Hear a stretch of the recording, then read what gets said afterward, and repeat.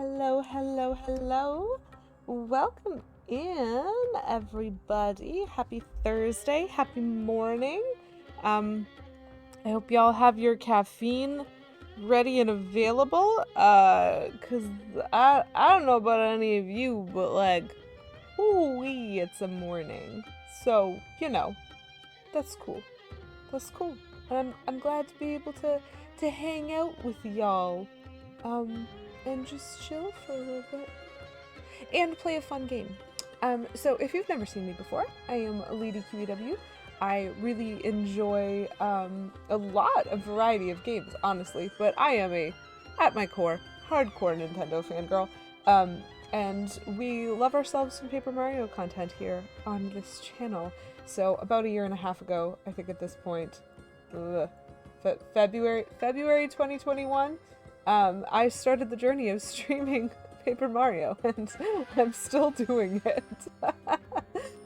So I started with the original Paper Mario 64, just kind of 100% that, and then 100% Thousand Year Door, and then 100% Super Paper Mario.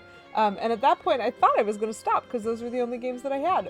But, uh, life finds a way, and the generous community, specifically Settled on Beavis, jumped in and got me a copy of Paper Mario Color Splash, and so I continued. I picked up the Origami King while I was 100% in Color Splash, and now I am blind playing through this, and I have no idea what I'm doing. It's been a very interesting game, both like railroading when I don't want it to, and not railroading when I need it to. Very lovely. But we're having ourselves a lot of fun.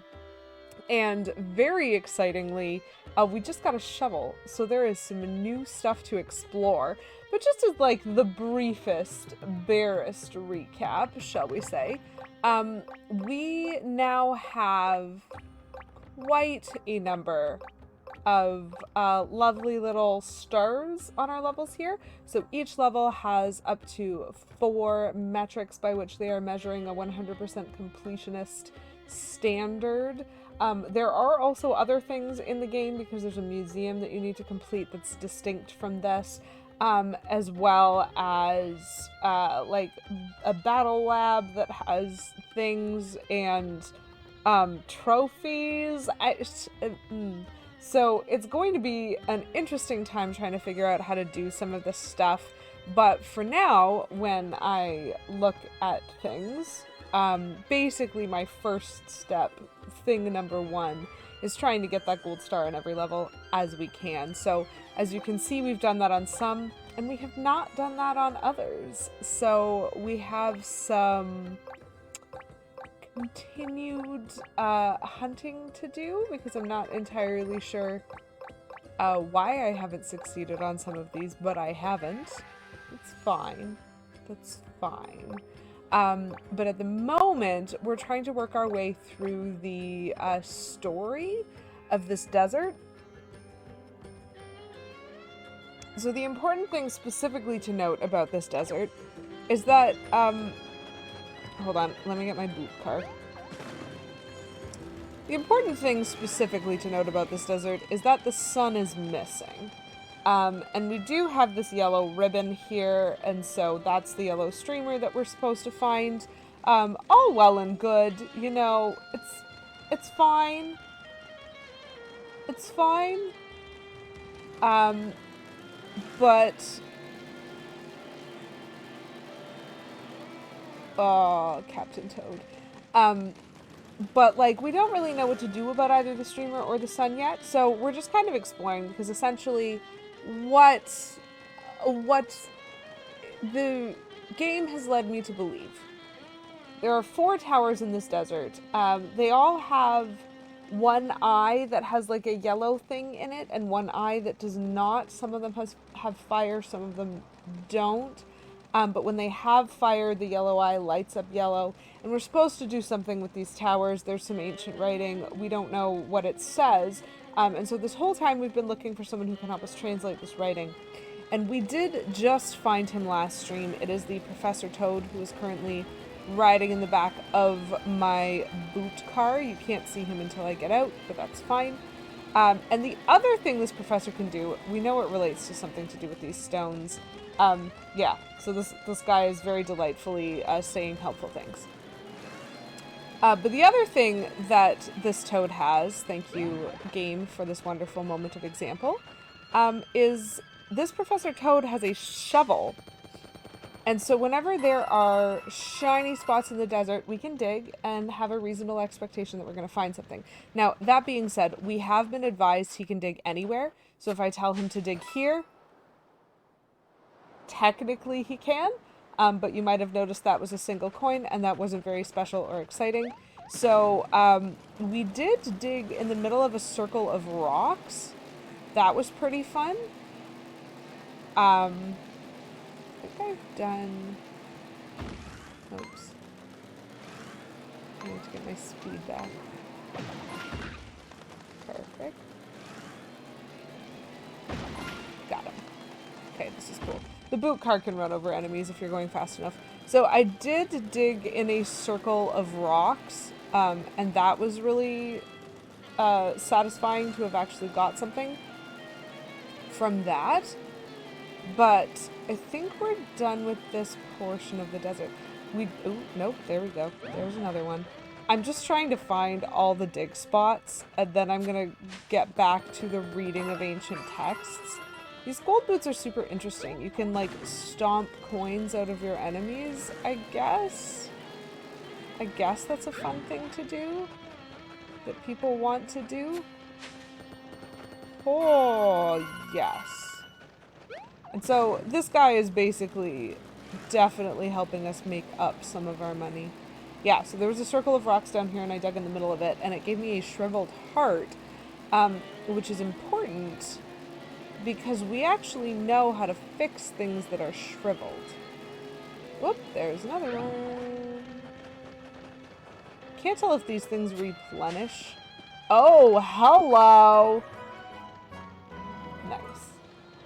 This is a lovely collectible treasure. There are many of them. Oh, neat. Neat, neat, neato. Love it. What have we got attached right now? We have the hidden block attachment. This is super interesting that we only have 71% of blocks hit in the desert. Am I moving too fast for the bell? What have I missed?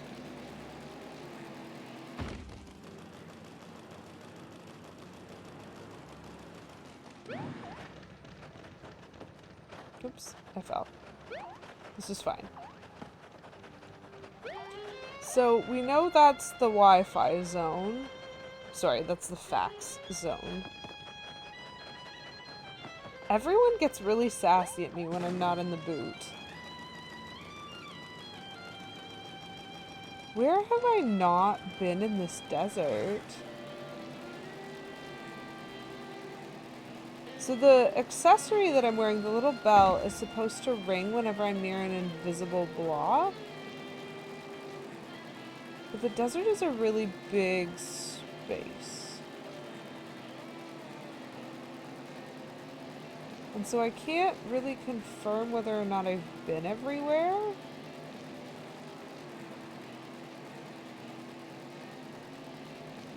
Violence is the question, Garlic Grove. Welcome in. Good morning. It is lovely to see you today. I hope you are having a terrific Thursday at this point. And that your Thursday continues to be terrific. I'm literally canvassing the desert because I've missed a bunch of blocks, apparently. And I don't understand where. I'm wearing the accessory that's supposed to yell at me when I get near them.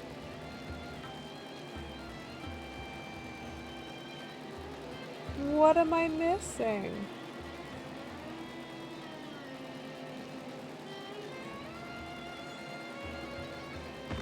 Oops, I hit a wall.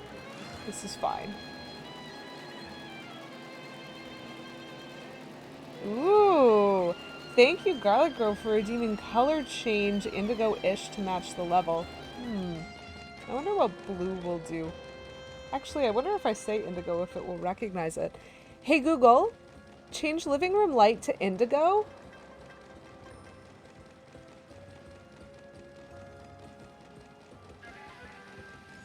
Okay, this is purple. That's not correct at all. Hey Google, change living room light to blue. Better. Better. I mean, the purple did not match the level either, but yes. This is much more in the vein of your request. Thank you very much for that redemption. I appreciate being able to yell at my little robot regularly. It's kept in a Bulbasaur. I just don't know where I've missed any blocks, you know? Olivia, I'm gonna need you to get your dialogue out of my way so that I can see where I'm driving. Okay? Nice. We're just going back and forth and forth and back and back and forth. There's so much desert.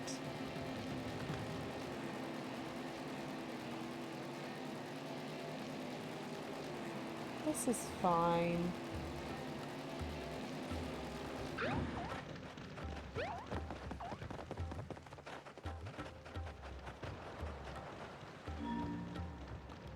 To open up a secret door, offer the sun a scent adored.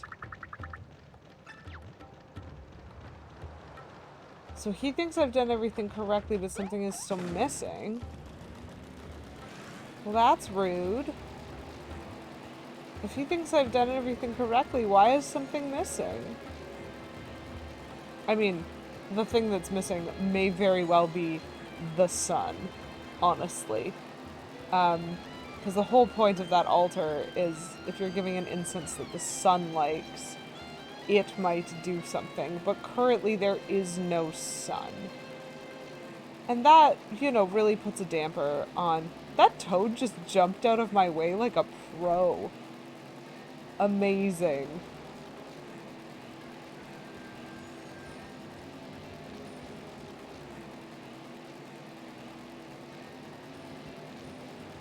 I'm trying so hard to be careful with this canvassing. And it just very much confuses me that I have not found anything. There are no little jingling of bells to suggest that anything is missing right now. But at least I know for sure we've gotten all the shiny spots here. Because that is also important.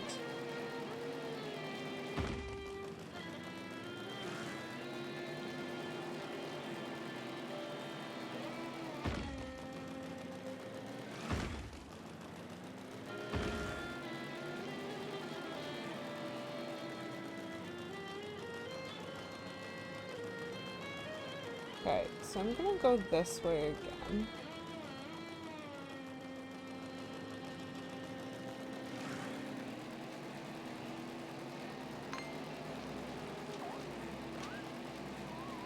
This is so weird. Okay, so despite the fact that I've only hit 71% of the blocks in the Scorching Sandpaper Desert, apparently we're not doing any better than that today. We can't find any other blocks. So hopefully that means there's just a whole area that has gone unexplored that I don't know about. But that's fine. So the next thing I want to do with the professor... Whoa. That pokey didn't even exist long enough for me to worry about. So the next thing I want to do with this professor is see if he can help me with the words that I cannot read in these towers. Because each of these towers has, like, some kind of explanation over here. And so in this case, to find my eye would be a feat unless you look around my feet. Well, this is certainly a valuable clue. A bit more obscure than I'd like, but important to be sure. I'll file the translation away in my notes. You can check them anytime by pressing L. That is very helpful, actually. So we are looking for an object.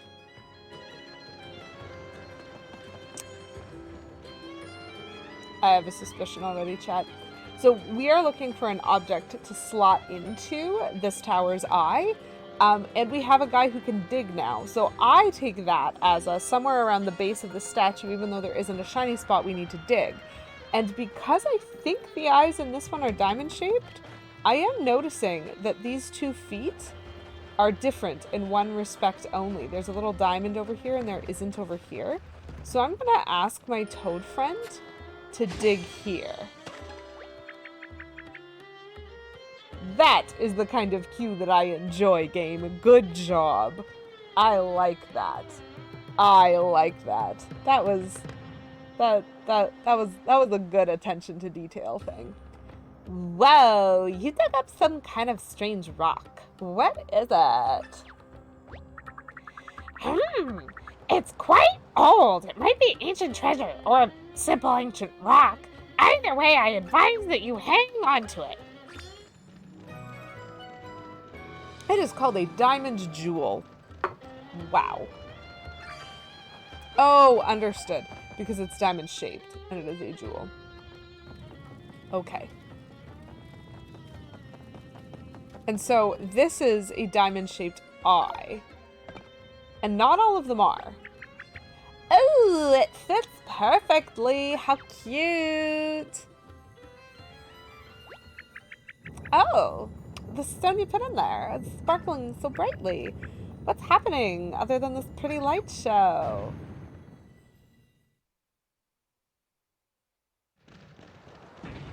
And this is what I wanted to know.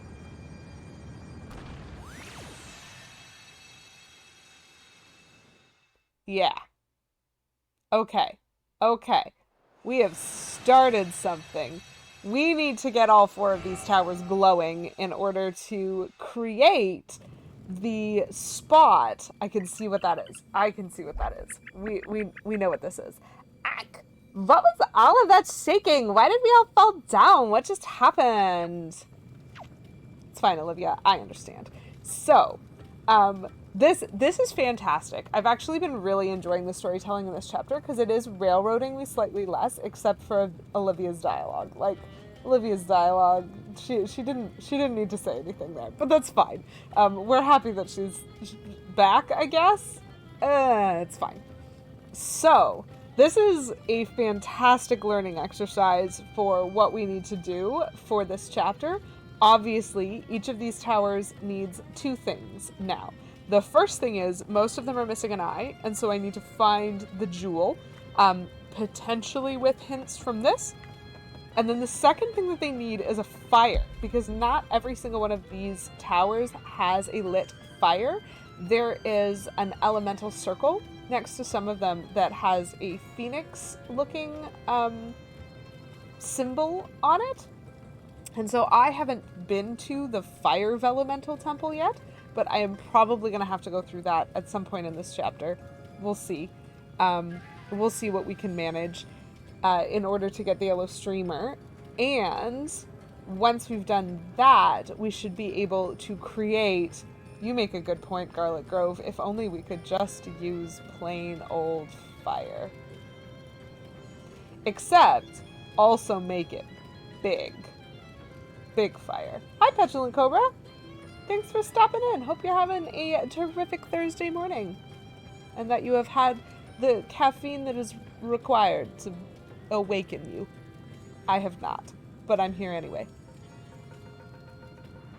And so, to fulfill those 2 conditions, basically, I'm going to need to do a bunch of hunting in the desert and also somehow find the Fire Vellumental temple and defeat that, which is fine. That checks out with my understanding of the course of many of these chapters, quote unquote, as we have to fight a Vellumental and then we have to fight a boss afterwards. I don't know which symbol we're going to create. It looks to me like it's going to be the Earth Vellumental symbol, and we already have met the Earth Vellumental. It would make sense to me that the Earth one is the one that needs to open some kind of underneath the desert space.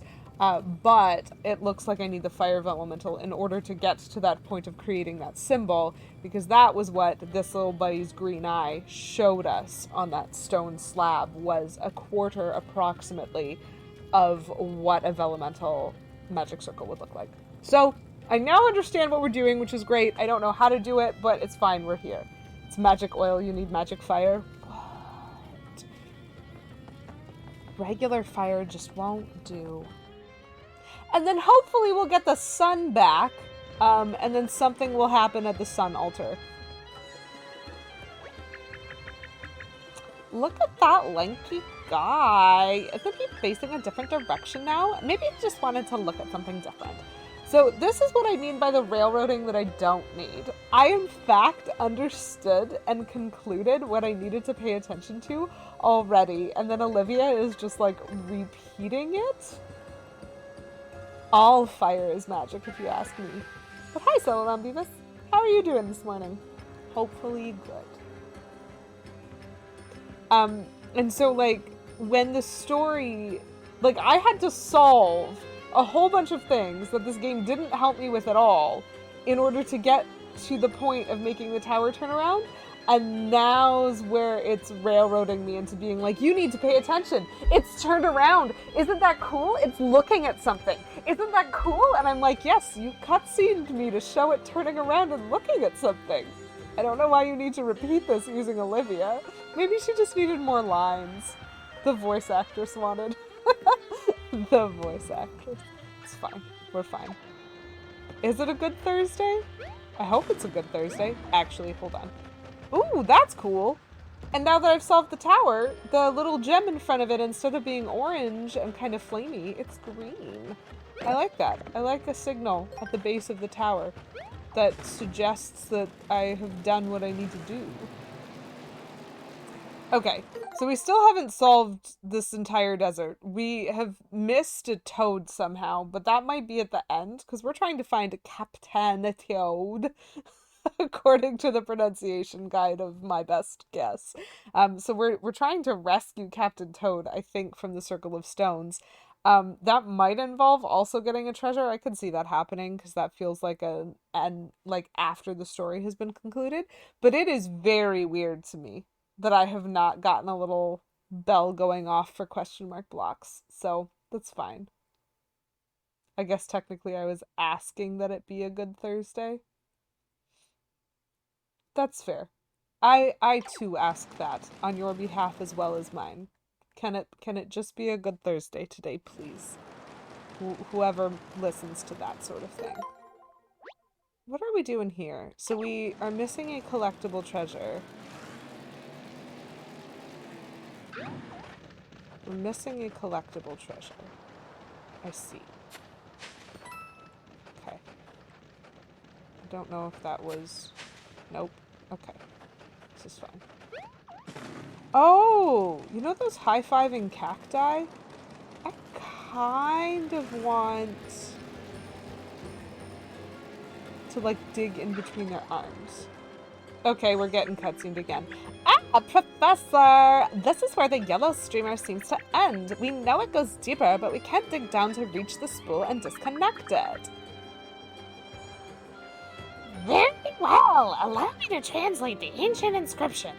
When darkness looms, the desert sand entombs the temple of shrooms. Oh no! It doesn't say anything about how to get into the sand. My goodness, it must be a reference to the Temple of Shrooms. Yes, that's why it said the Temple of Shrooms. Professor, I'm starting to question your academic credentials. It's fine. Oh yeah, okay, fair enough. Hey Thor, you want to make today good? Okay, thanks, buddy. The thumbs up is actually in reference to the fact that Chris Hemsworth in a lot of his roles is very like, respect women. And then like women give him a thumbs up. Mostly like Thor Ragnarok and Men in Black. Whatever number it is. Are the ones that I was thinking. Okay, so this temple read something that said it was about the Temple of Shrooms and concluded it must be a reference to the Temple of Shrooms. His doctorate from Toad University is actually interpretive dance. He is the professor, technically. Amazing. Oh, an honorary doctorate would be so good. No one has yet been able to locate it despite our best efforts with these tiny shovels. Well, might I suggest, Professor Toad, honorary Professor Toad, that the way into the Temple of Shrooms is clearly right here where it indicates that it is the entrance to the Temple of Shrooms? How did you not know this? Yeah, larger shovel? Probably. I don't know, I'm pretty sure this is going to be the Earth Vellumental symbol, and so it's not really their fault if they needed, you know, the elemental spirit of Earth the Origami elemental spirit of Earth to break in. I wouldn't really expect that you could do that work with a shuffle very easily, but it just seems surprising to me that they've done clearly, like, there are multiple academic personnel working on this, despite our best efforts, you know? And they're not all here right now digging in this exact spot. That just strikes me as odd. You know, strikes me as odd. The origami avatar, yes. I aim to become that. If this game is not about me becoming the origami avatar, or actually I guess Olivia becoming the origami avatar, then I'm not here for it anymore. We already have earth and water. I'm hoping we get fire, and that means the next one better be air. And I will be here for it, and it'll be great. Darkness and tombs, so I would guess you need light. Yeah, well, so basically the metric by which this needed to be discovered was someone needed to steal the sun, and then someone needed to solve the puzzles of all 4 towers to create that green light eye. But the slab was here anyway, with the explanation. Maybe the slab only appeared when the sun got stolen. Could it be that the ancient temple is buried here, slumbering beneath the sand? Whoa, that would be amazing. I'm imagining falling asleep under the sand without a bed or blankets or anything like that. Maybe when we wake up the temple to get the streamer, we can ask how it did that. I'm afraid there's nothing we can do without further research. Might I suggest we return to the hotel and study the murals? Wow, this looks different. Oh, I see. I understand why there's so much railroady cutscene dialogue right now, chat. Because I was supposed to go back and study the murals, and then come back out and solve that tower. And then come over here. So I was supposed to have been here before. I think I've transitioned out of cutscene number 1 into cutscene number 2, where they're now noticing the light, because I think I accidentally triggered both at once. Did something light up? Was this here before? Olivia, it's been here since we got here, honey, but that's okay. It looks like the light has illuminated part of a design, but what is it? It is an Earth Vellumental magic circle. This is fine. This is what happens when you get off the rails. So I'm now being told again to go back to the murals, and I'm so tempted to just fling myself further through the desert and, like, just do more solving, ruin the game.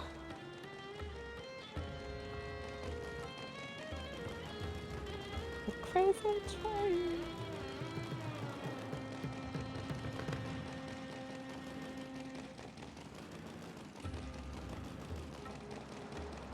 I'm gonna let him cutscene me. This is fine. We'll go back, we'll look at the murals. Again, that does feel very railroady to me, because it feels like the game is insisting that I pay attention to, like, its story order in a very specific way that, like, doesn't match. Like, I've already fixed this. I've already solved your puzzle. I understand what the mural means. And now you're making me take the professor there even though I understand. And that's fine, because I will do some other reading of things. Welcome to Shroom City. Okay, cool. I still can't get here. I want to. how do I get over there? Rude. And so I remember that there was writing there, and I remember that there's writing over here. It is still a bop. Dig here for a surprise. Maybe it's treasure. Nice. Treasure? Did someone say treasure? Gimme, gimme! Oh, I should have just tried digging even though I couldn't read the sign. Maybe it's bees. I would have been super happy if it had been bees. Honestly. This is going to be interesting because this professor can dig anywhere. And I feel like the game is going to continue to, like, not give me good signals as to where. Like, am I supposed to dig somewhere here in order to get, like, back there? Like, there's clearly a whole pile of toads trapped. You can see them shuffling in between those two, like, buckets at the back.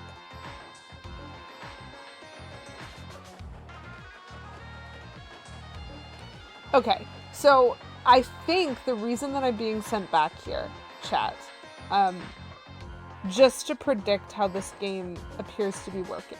I think the reason that the professor is insistent that we go check out the murals is there are still a couple of things within this city that we haven't solved. The first is we haven't seen the room on the second floor of the hotel. Even though we were told we had a key to that room, that wasn't the room that we had a key to. And so we've never been there, and that blocks part of the mural. And so we don't technically know the full solution of what we're supposed to do. So I think this is trying to start the part of the plot line to, like, knock everything in place and, like, make the changes to the map and to what people say so that I'm able to start working on that. Especially given that when we were here last, the person setting up the random Luigi Genie tent wasn't done. And so I think this might be kickstarting the plot line that, like, finishes off the genie tent, you know? Like, there's definitely a reason. Shroom City Royal Palace. Great. Absolutely. So the tent I can see is still currently under construction, but I'm wondering if we go in and we look at the murals, if that will change. Because, like, that's one of those map change things that can't happen while I'm on that map. It has to happen in a different map. And I think that this is the guy with the key to that second story room. Like, this is why I think this all flows. Because I noticed a whole bunch of things the first time that I was here where I was like, okay, I can't go here. I think this guy has the key, but I can't do anything there because I can't do anything to the fountain. I also can't go through this door right here. I can only go through the door on the other side of this room. So, like, there's a whole bunch of stuff I haven't been allowed to touch yet. And so I think going back and looking at the mural might allow me to touch said things. Especially now that I have a shovel. I could really see myself being able to wreck a fountain with a shovel. So before we talk to the clerk, we are going to go and look at the murals. Ah, there's more ancient writing on this mural. Let's see. When all four toads align their eyes, a shroomy temple shall arise. Yes, I did in fact conclude that. Thank you, game. So these are the four eyes. When we turn them all on, they will spin around, all face that little slab, and create a magic circle. Ah, this most definitely refers to the Temple of Shrooms, which we now know to be real. Did you conclude it's a rhyme, though? Can't say that I did. Are those four things surrounding it eyeballs? They kind of give me the creeps, like they're following me. I've added the translation to my notes. Yes, thank you. Next. Above the desert mushrooms rise, go spark a flame within their eyes. Yep, okay, I need to light things on fire.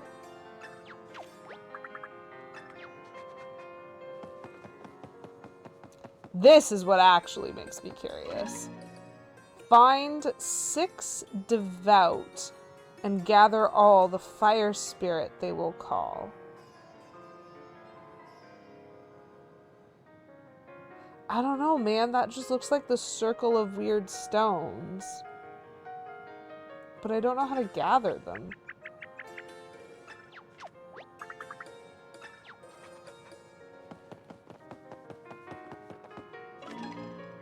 To meet the Vellumental same, the ritual is like a game. The 6 devout will back this claim. Okay, so I need to spin all of the phoenixes in that circle so that they're facing inward so that they summon the actual phoenix Fire Vellumental.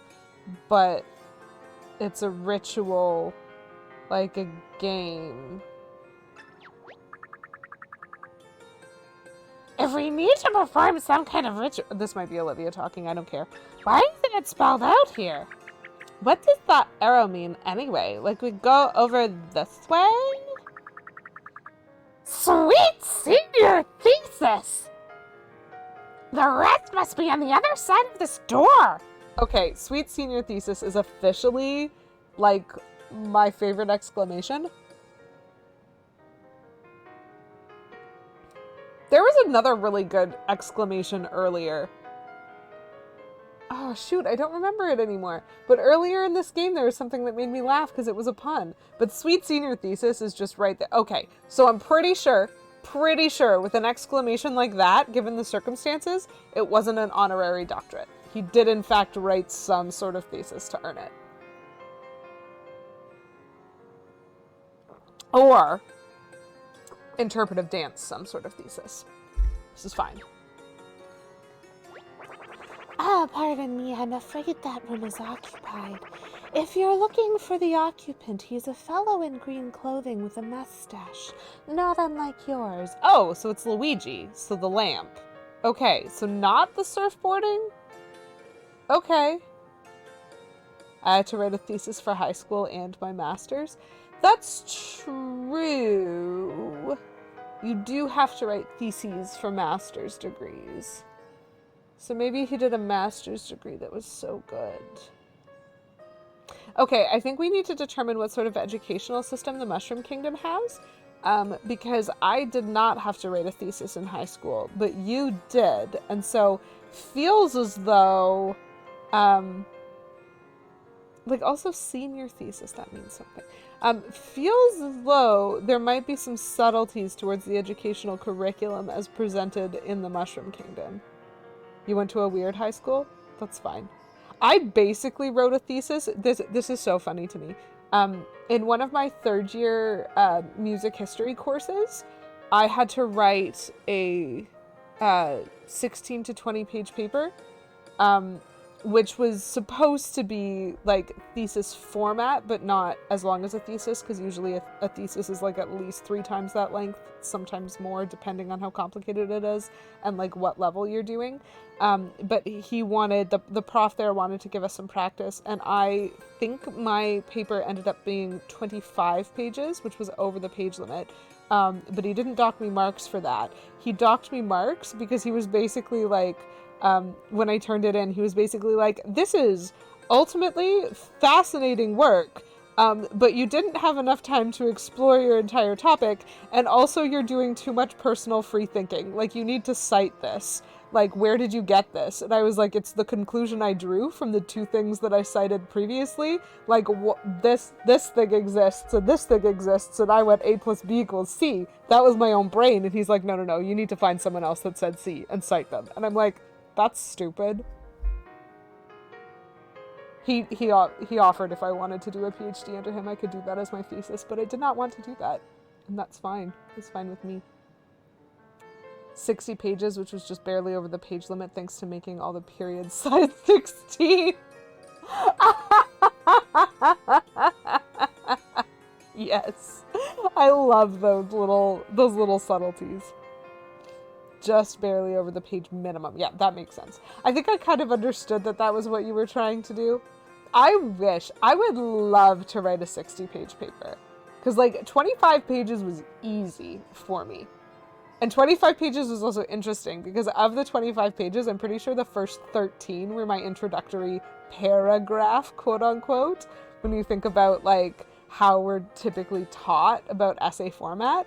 Because essentially, like, rethinking the paper, I was like, cool, there's about 13 pages of information you need before you know as much as I do about what I'm talking about. So here you go. Here's just this pile on of all the introductory info in this like structured format so that you can follow it before I start presenting like my findings and like where those go and what direction they take you.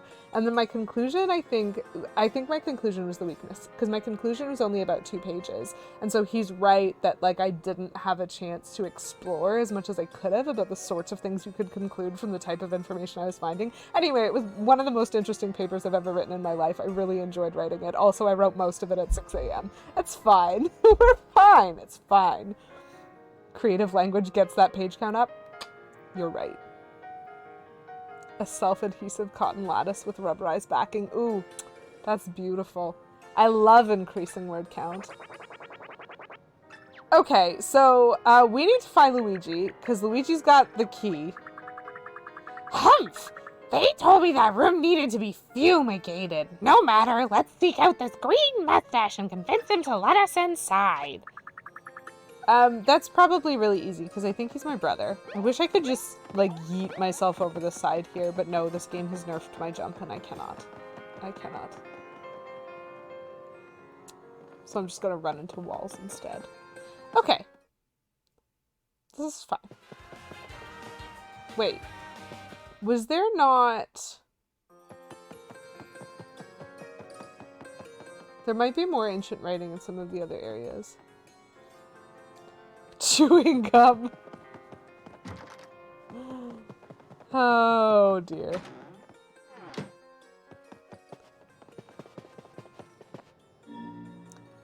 Shroom City Chronicle Chapter 1. The Birth of King Shroomseas. Life begins in the Sandpaper Desert. Okay, I'm so glad we're here. We need to open the second room because there's probably chronicles in it and I want to know. On par with the duct tape in terms of unnecessary words? Yeah. I don't know. I just love creative language and the use of language. I'm currently getting sassed a lot by the new grammar check in Microsoft Word because I'm like writing a novel and I have a particular style of speech that I use for like the POV to kind of narrate through things. And it is by necessity, it's stylized, right?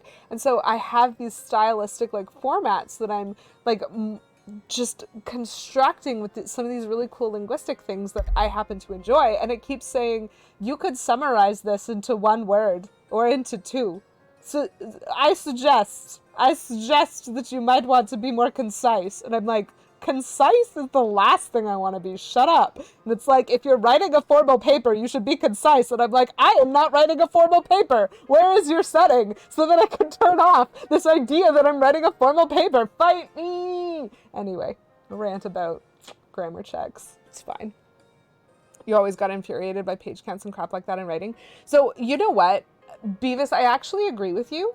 I don't like page count concepts from the perspective of like, you need to write 5 pages on this thing.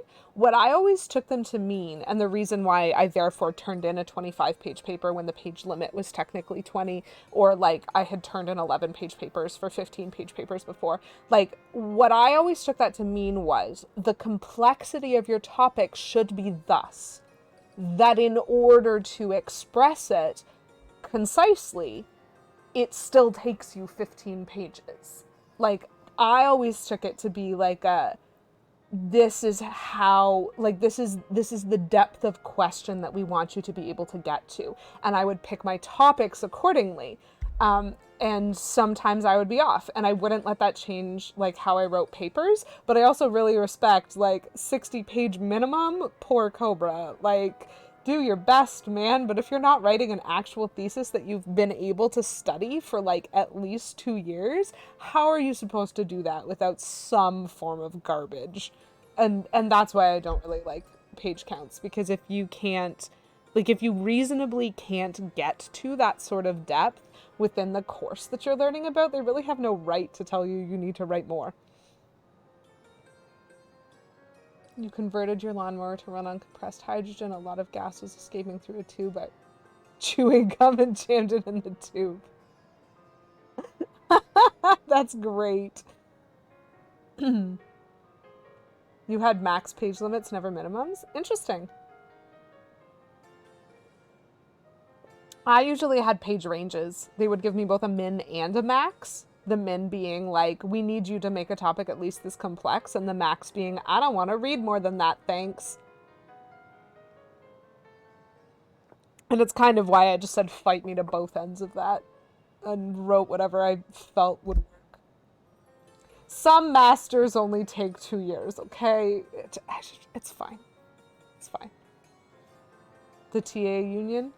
That makes some sense, honestly. You had 6 weeks to do your bachelor's thesis due to administrative errors. That is terrifying, and I'm so sorry, Cobra. That's a mess. Okay, so literally that's all it says? All it says is life begins in the desert. Do you know what I'm wondering, chat? Because it said something about a ritual being like a game. And if you look at a lot of the designs, especially on this back wall here, that's just basically up and down arrows to me. That says down, down, up, down, down, up. Like, oh, so he can't dig in a bed. Fine. And then up, up, up, down, down, down, down, down, down, down, up, down. And so I'm wondering if they're going to make me do an arrow-based game at some point. Oh, yay, you passed! Good for you! I wish I could open that door, but I can't. That's fine. At least you passed, Cobra. So we're gonna be roommates, eh? Well, I'm a bit of a loud studier. I hope you don't mind. I mean, we're not going to be roommates ever. QuickTime event sections in Paper Mario? That doesn't seem probable. They've only done it in every single Paper Mario game up to this point. It was fine. So, Shroom City Chronicle Chapter 3, Shroom City's Dynasty's Golden Age, Sharing the Wealth, Ruling Rules. Love it. Oh my. Thanks for the essay, Beavis. Junior year high school tried to have us write a topic he gave us for 10 minutes straight. I stopped after 5 minutes, put my pencil down. He tried to chastise me. I've run out of knowledge on the subject. To continue writing would either be repeating myself or writing gibberish, and would in either case degrade the quality of the paper. He got so mad, but he never did that exercise again. That's valid, and I'm also really glad. I think the thing that I enjoyed the most about English classes in high school... Oh, don't apologize for essays, like, ever. I love them. The thing that I enjoyed the most in high school was when I got to grade 12 English. My prof was like, it was the opposite of everything up to that point, because up to that point they were trying to like teach me how to write more without giving me greater knowledge on the subject, and I was like, this isn't helpful. Like, I need more knowledge. I need a more complex thing to write about in order to write more. So like I felt very much in that same boat. But then I got to grade 12 and my teacher was like, cool, I want you to write a 200-word essay, a 100-word essay. I want you to figure out how to express yourself clearly and concisely and just be able to say the thing that you mean. And I enjoyed that particular paper. That, like, it took me more work than some of my regular essays. But I enjoyed that particular paper more than a lot. The singular act of rebellion. I wish I'd rebelled more. When there were things that I thought didn't make sense, I wish I'd said so. A lot more than I did. But mostly, if something didn't make sense, I would just check out and write stories in my head instead of listening. And that was fine, too. Shroom City Chronicle, Chapter 4, The Eternal King Shroom sees he rests in the Temple of Shrooms. Perfect. I like this, because this actually is telling me something. Like, that little blip at the top, that looks an awful lot like that slab. This is fine. You wish you could turn that feature off. It's cost you a job. My inability to speak has cost me several jobs. Like, my not speaking up when things need to be said has definitely been the reason that I've left. Your greatest weakness is you absolutely cannot suffer a fool. Well, you know what? Then I feel privileged to be suffered by you. I feel very privileged that you're here watching me, like, completely butcher a game. It's great. Even if that fool is the CEO. Whoopsie. Whoops. Whoopsie. Okay, so he's not gonna help me get into the second room. I really do need to locate Luigi. Just want to hit this guy's surfboard and turn it back into a toad and steal his key. Is that too much to ask, game? It's fine. We're fine. If someone can conceive of a question, they are capable of handling the answer. Oh, hey, look, chat! Am I clairvoyant? No, I just understand Paper Mario games and how they think, apparently. Like I said, the reason I needed to go look at the murals is that I needed to advance the plot to change the sequence in the town so that this buddy finished construction. That's fair. You know what? That is fair.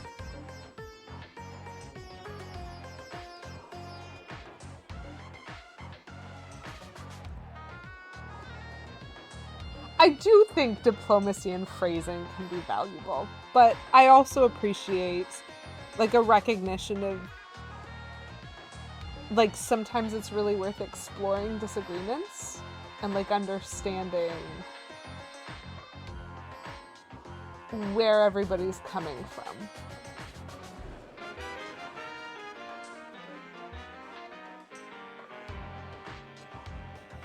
At least a 10, but it wasn't a nat 20. Okay, so let's see what this guy has to say. Step right up, step right up. You could win 10,000 coins and it only costs 100 to enter. Wanna play? Of course I want to play. You must guess my sniffetly mood. You will have 3 tries. It's as easy as reading my face.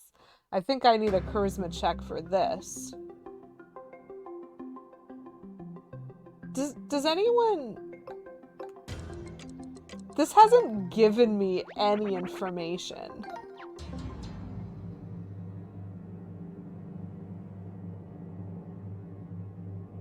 It's so epic. Okay. So I have 3 tries.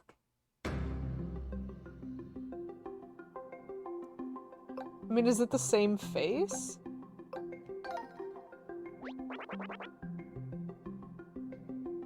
The company was sold for less than 10% of its purchase price after only 3 years. Yeah? I think you're allowed to feel vindicated in that. I don't know what I'm supposed to be doing here.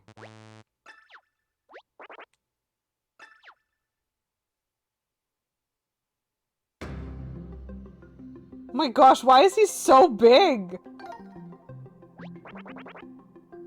I'm not sure about any of these answers. Why are you getting larger?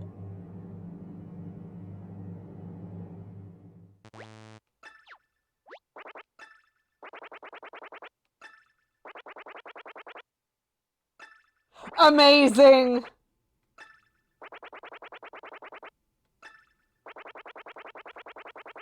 It costs your freedom. Please make your way to the containment chamber. You will share it with all other losers. Do you know what? I really very much should have saved before I came over here. Do I want to play or do I want to just say, nah, that's fine. Send me into the genie lamp. I'll meet Luigi there. We'll figure out how to get out and we'll get a key. I don't know. Like, I think I'm supposed to lose this game. But the fact that I can play again tells me maybe I'm supposed to win. But I'm not, like, I have no clues for how to win. Well, that would have been my guess, Beavis. That I just get them all wrong regardless because you can't tell anything about his face. So I think I'm fine.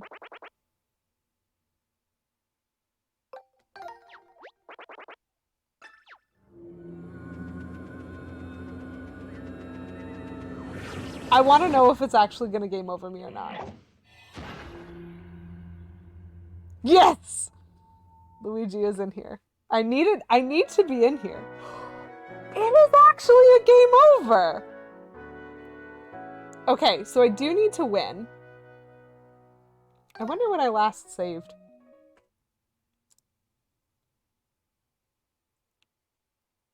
That's fascinating. How am I supposed to... So I need to go look at the mural again, which is fine. I would like... His opinion on my parking job and my opinion on my parking job are very different.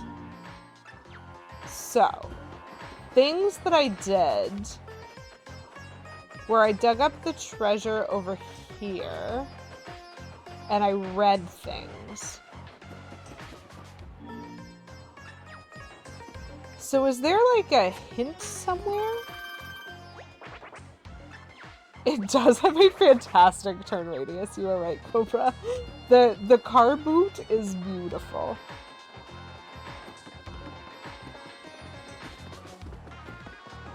Which sniffet am I supposed to talk to get a hint about this? Yeah, not you.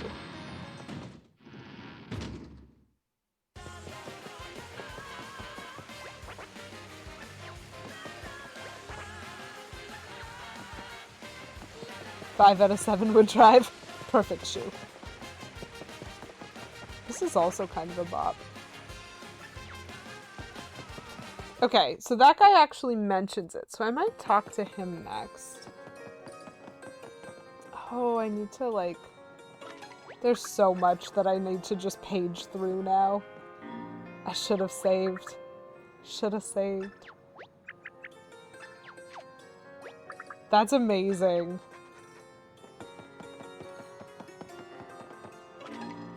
It's such a good song.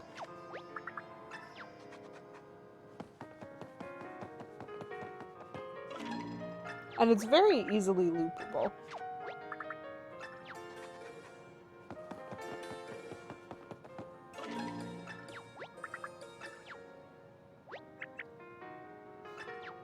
Ooh, that's smart. Sweet senior thesis. Okay. So we have learned that this game is bitter enough to game over us for not approaching that with the correct information. And this is kind of what I mean by suggesting, like, they're railroading me at the wrong times. Because, like, how am I supposed to know how to beat that game? There's no particular... Like, there's nothing that they've helped me do. And yet, they're insistent on repeating everything twice when it comes to, like, the Toad Towers. So I've looked at the murals. Okay.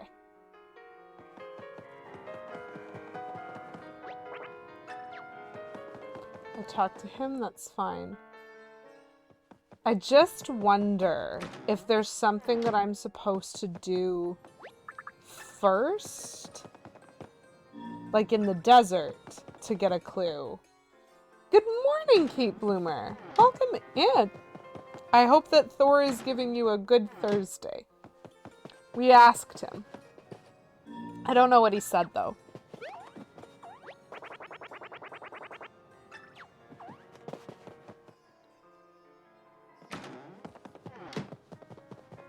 Okay.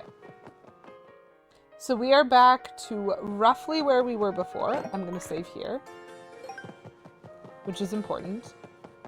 Because I did just die. And so would be nice.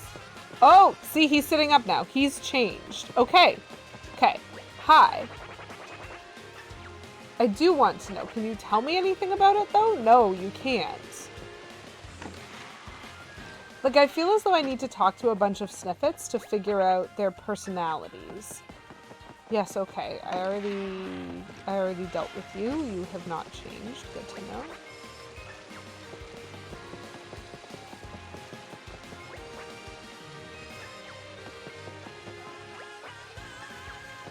Okay, the rest of them all say the same thing. Oh, we're back in Paper Vegas. It's been a bit of an allergy day for me too. Like not the worst day I've had, but definitely a little bit of a. So we were in the desert. We solved one of the towers, like one of the toad towers. We found its jewel, and it shone a light on a slab in the sandpaper miner.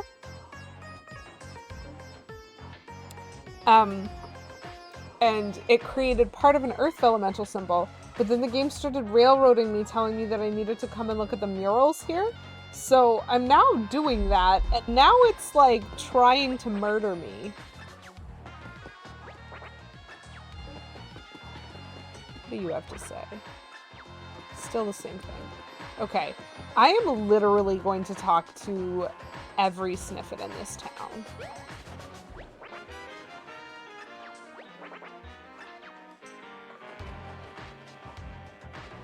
Okay, Bloomer, thank you for redeeming. At least they know they're rude. Thank you for redeeming Dehydrate. I enjoy being salty about things, and so we're gonna be salty in our snacks as well. The game has no mercy, and that's okay. We're still going with the delicious cheddar and sour cream flavor, which I am very much enjoying. Salt. I think it's rude. I think it's rude that they killed me.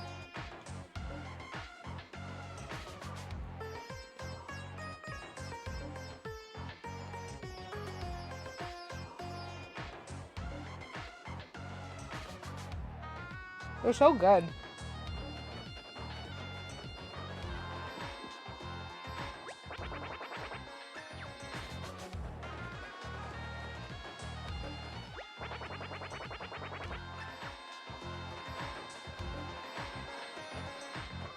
Cucumber. Yeah, I actually saw that.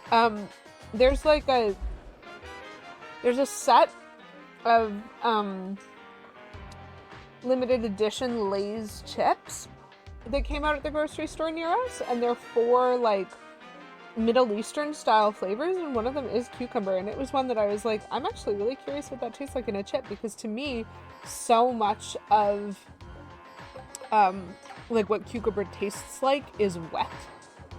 And a chip cannot copy that as far as I know, so I'm very curious.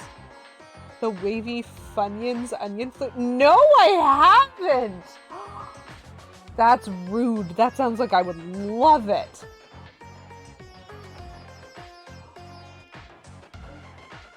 They made me angry because they somehow taste wet. No! That's actually worse. That honestly might be worse.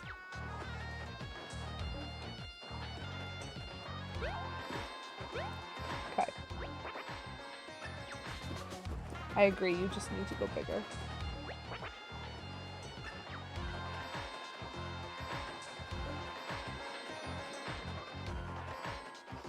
Okay.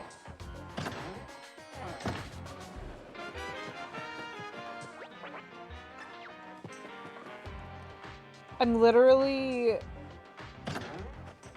poking around to talk to every Sniffet in here. So he's sniffing a bed. This is fine.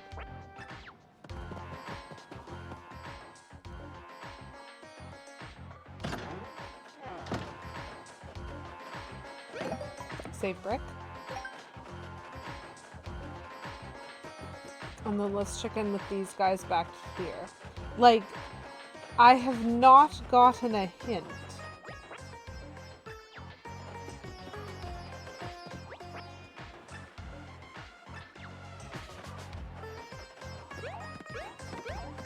So I need to get Luigi out of there.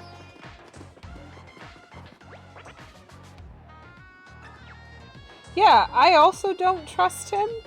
I don't think you can win when you play his game. But that doesn't, like, lead me to an understanding of what I'm supposed to do. Actually. So I need to get Luigi, but I don't trust him. Like, I think he's gonna lie to me. Like, I think he's just gonna say I'm wrong no matter what.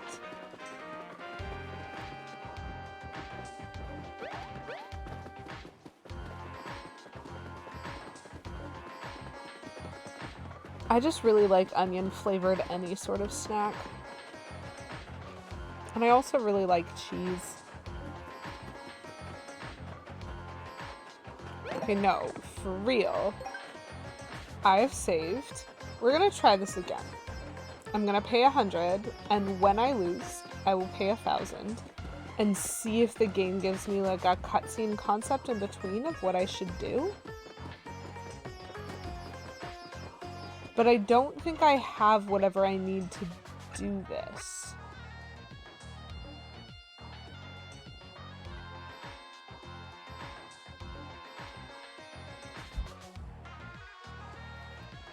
I think my light is blue right now, Kate Bloomer.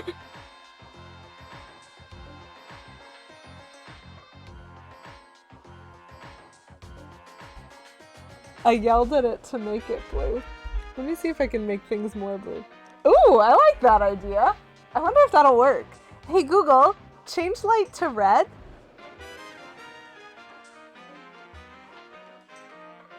It's thinking.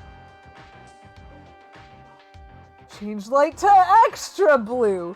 Hey Google, change living room light to red.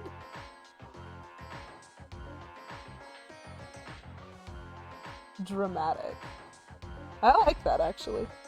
Thank you very much for redeeming color change, Kate Bloomer. I appreciate and enjoyed that. We could do blue twice. Garlic Grove asked me for indigo near the beginning of the stream, and I said indigo, and it made it purple. And I was like, no, that's definitely lavender. That is the same color it makes when I ask it for lavender. Red does fit with Toad Vegas. I think Garlic Grove wanted me to change to a color that worked with the Scorching Desert, which at the time was like bluey purple. Indigo is not lavender. It's not on that end of the purple spectrum.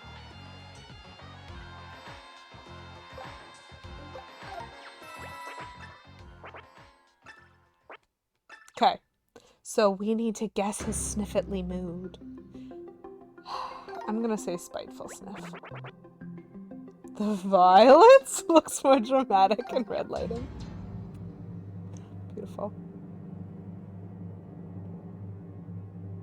I'm just gonna say spiteful sniff for all of them. I mean, he's just gonna say I'm wrong no matter what, right?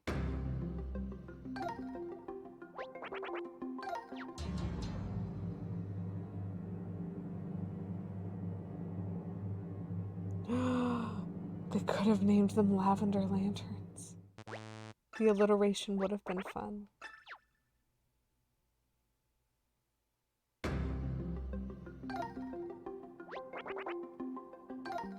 I don't understand what the game wants from me, because this can't be an actual random game of chance. This feels a lot more like the beach toads from Color Splash.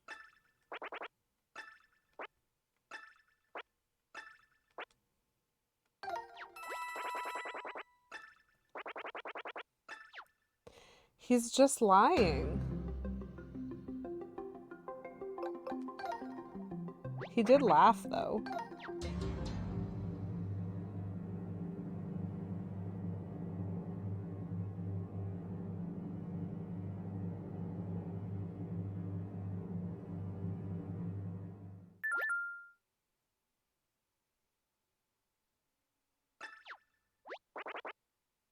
What? How'd you do that? No one wins this game. I mean, congratulations. Look over there. Okay. Yep, so we just needed to pay him to do it again. Except on round 2, it's always snickering. That's interesting, because, so, the reason that I picked snickering... that frustrates me so much. Random chance, except on round 2, it's always snickering. I picked snickering because just before, like, when he was like, an easy coin for me. So I was like, well, you did just laugh, so you're clearly the snickering sniffet right now. That is...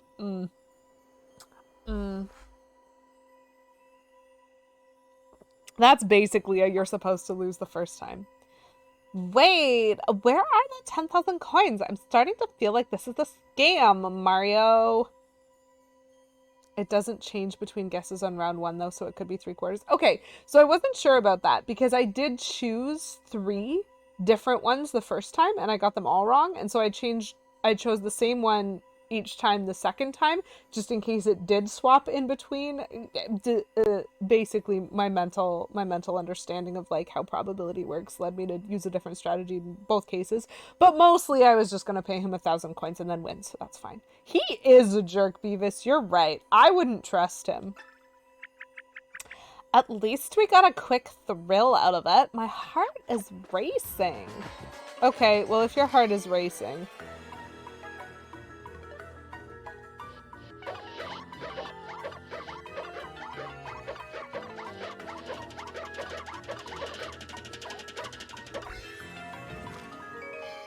my gamer skill. But Lady QEW, the way probability works, as we discussed, is that it's always a 50% chance you're either right or you're wrong. Good point. Mario, you saved me! Does that mean you actually won the game? How'd you do it? Nah, don't answer. I want to try and beat it myself. Anyway, guess what? I got the key to Peach's castle, really?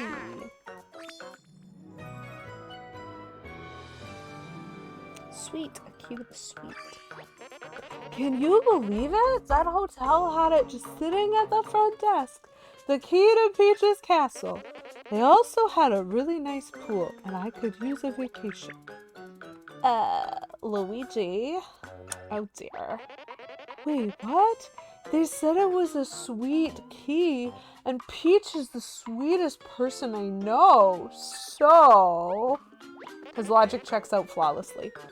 Don't worry, I'm not giving up. I'll find that key, and I'm gonna come back here and win this carnival game too. Bye-bye. That slippery brother of yours, he came out of the genie lamp. So do you think he can grant us a few wishes? Well, we did get the sweet key. Now we can take a look at the rest of that mural. So he just owes us 2 more wishes. Amazing. Hello? I would like to go through here. I can explore a shop. Oh, that's a toad. Whee! Luigi grants all my wishes simply by existing. Beautiful.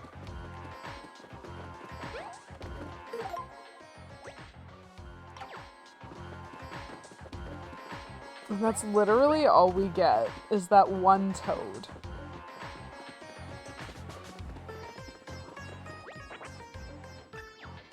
Okay.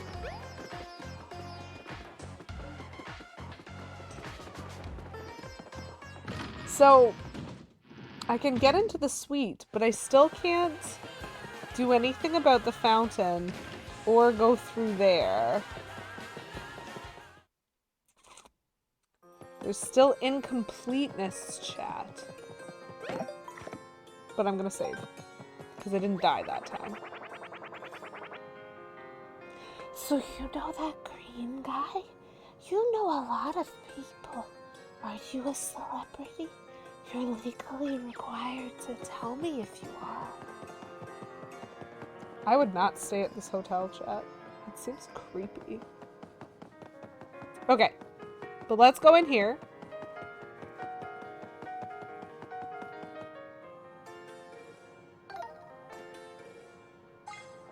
Because I think that guy on the fountain has the key to room 2. Oh, I'm glad they didn't wallpaper over the rest of the mural. Professor, if you please. You say creepy, I say steeped in history. Yes, let's see here. It appears to depict some kind of ancient ritual. The body movements are quite distinct indeed.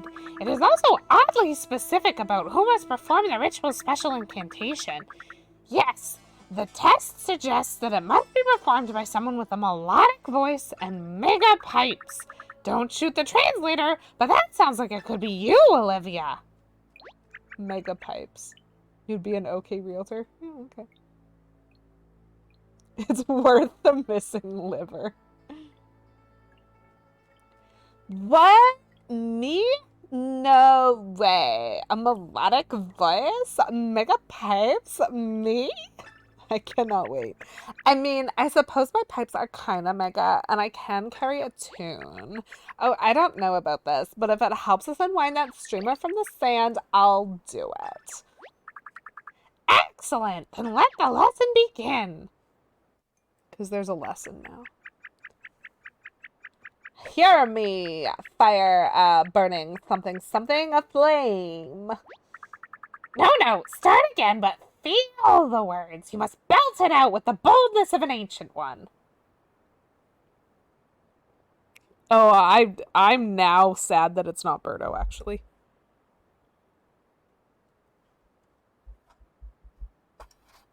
That purple cloud. That would be fun. She really did have a lovely... Madame Fleury was great. Perfect. Amazing.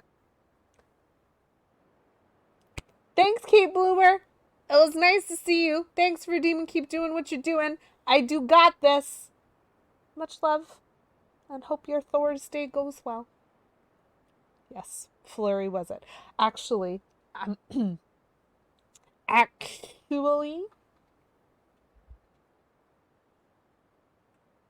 to be precise.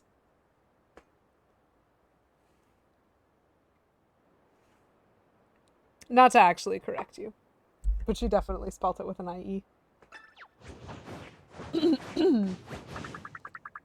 Neil deGrasse Tyson reaction meme.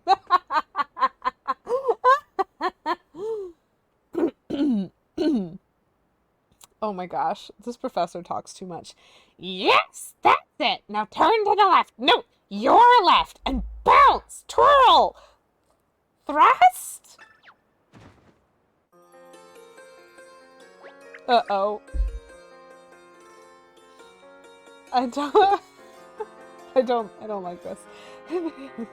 How'd I do? Oh, I knew my minor in ancient dance would pay off one day. Oh no! It could be a PhD in interpretive dance. We still don't know. It might have come in helpful. You did splendidly, Olivia. I believe you're ready to perform the full ritual. Give it a go. All right, I'll do my best. Okay, so there is a coin block. There's a coin block. Where's the coin block?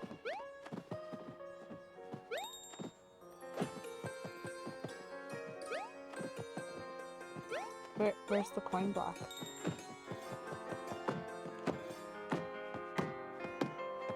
Where's the coin block?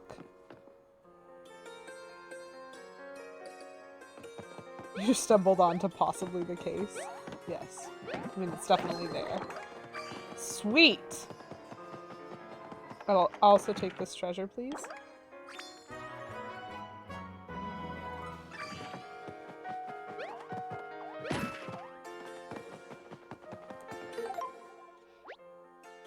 Not bad. How are there still... Oh yeah, there's places I haven't been. Got it.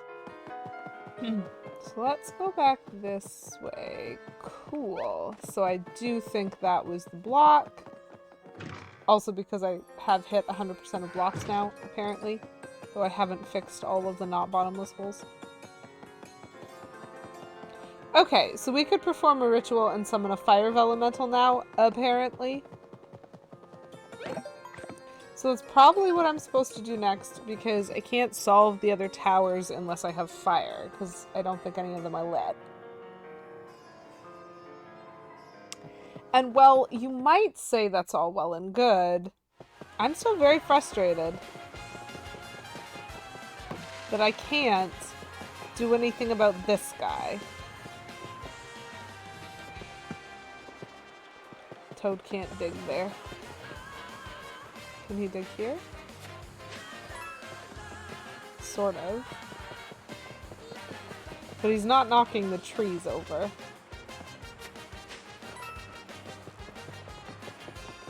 Fine.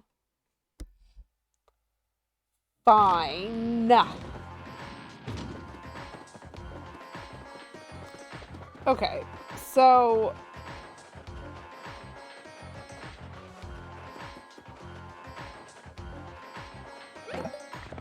let's do this again.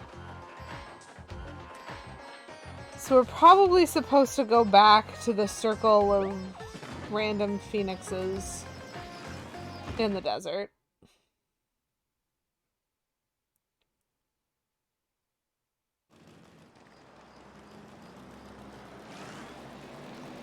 And deal with a Fire Vellumental?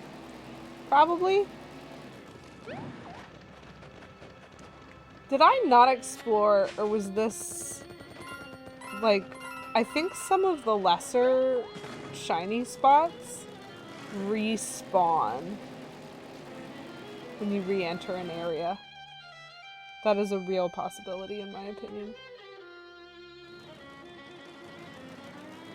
Okay.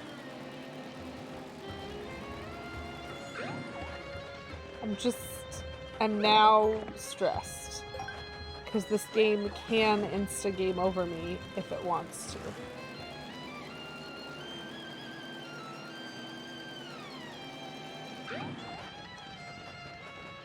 More money!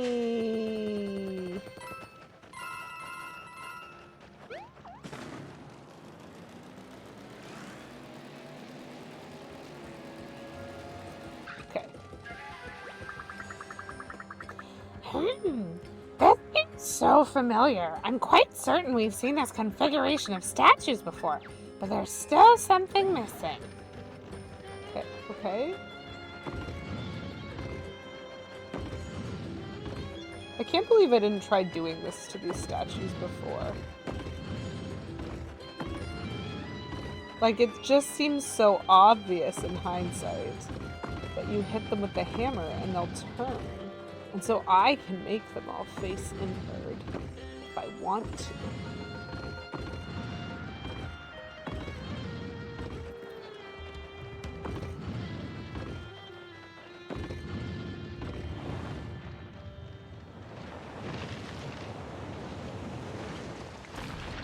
Well, well! That is a microphone. Is that a stand? It's calling to me.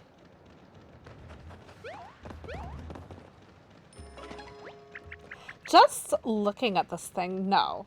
No, I couldn't. Could I? I don't think I can help myself. It's like the passion is welling up inside my body. Check, check. 1, 2, 1, 2. 11 benevolent elephants. Lesser leather never weathered wetter, weathered better. All right, I'm warmed up. Any requests? Okay, but all of these? I just think my heart's a burnin' is the right answer. Any requests, chat? What do we want to hear Olivia do? Sing? I have truly no idea what's going to happen.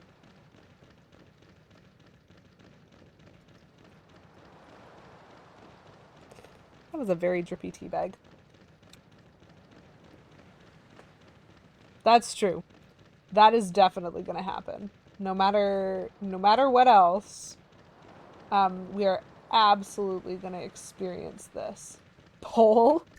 I like that idea. Not that button. This button.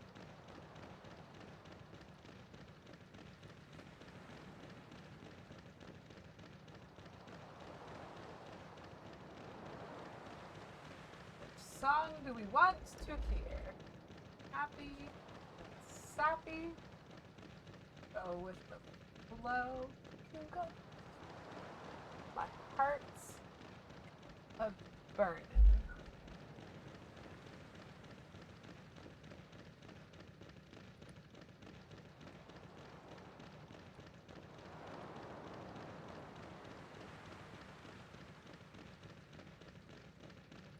Did that work?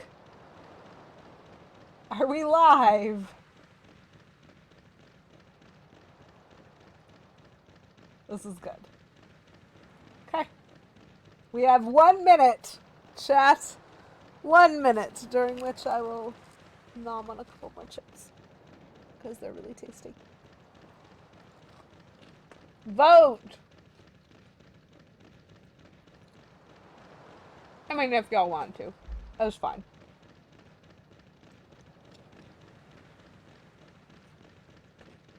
Democracy with lobbying.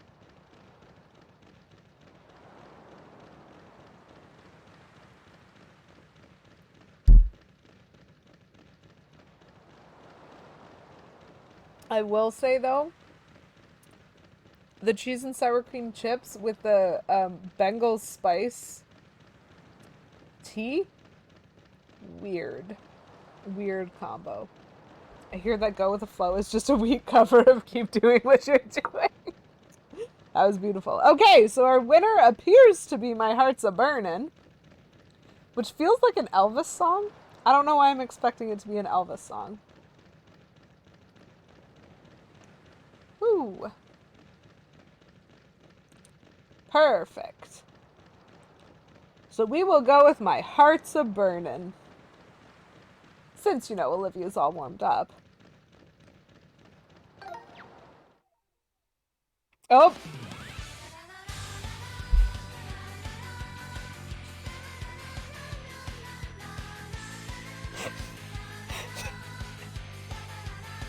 The statue participation is concerning.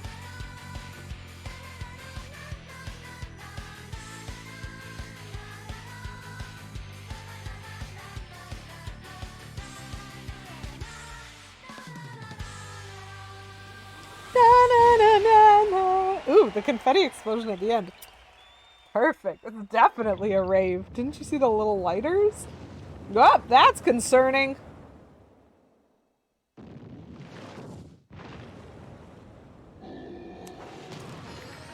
Okay, this is the temple that Aladdin went to, chat. This is the Cave of Wonders right here. Subtle Ambivus, thank you for redeeming non-seasonal candy.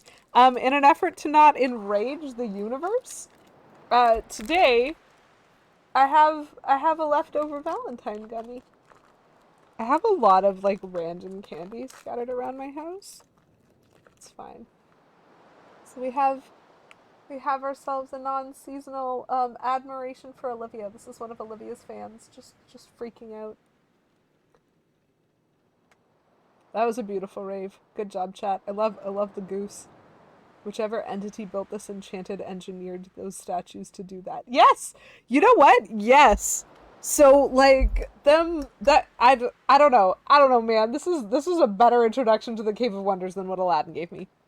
Does this mean this ceremony worked? The scholarly implications are staggering.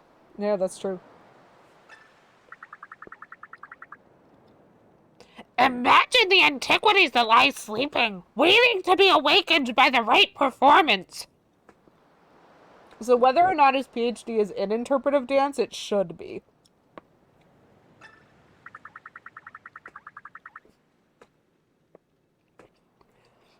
I'll certainly need voice lessons and perhaps a choreographer. Another time, let's go inside and prepare to meet a god. Oh, I'm so embarrassed.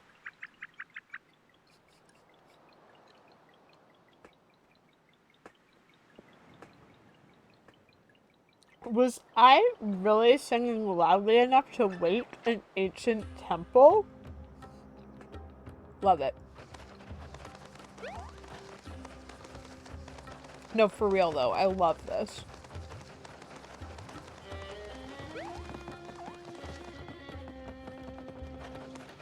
But I'm absolutely going to save before I go in. In 20 years, there's just going to be a whole series of scholarly toads randomly singing and dancing around the remote places of the world. Yes. See, their problem was they used shovels, not interpretive dance.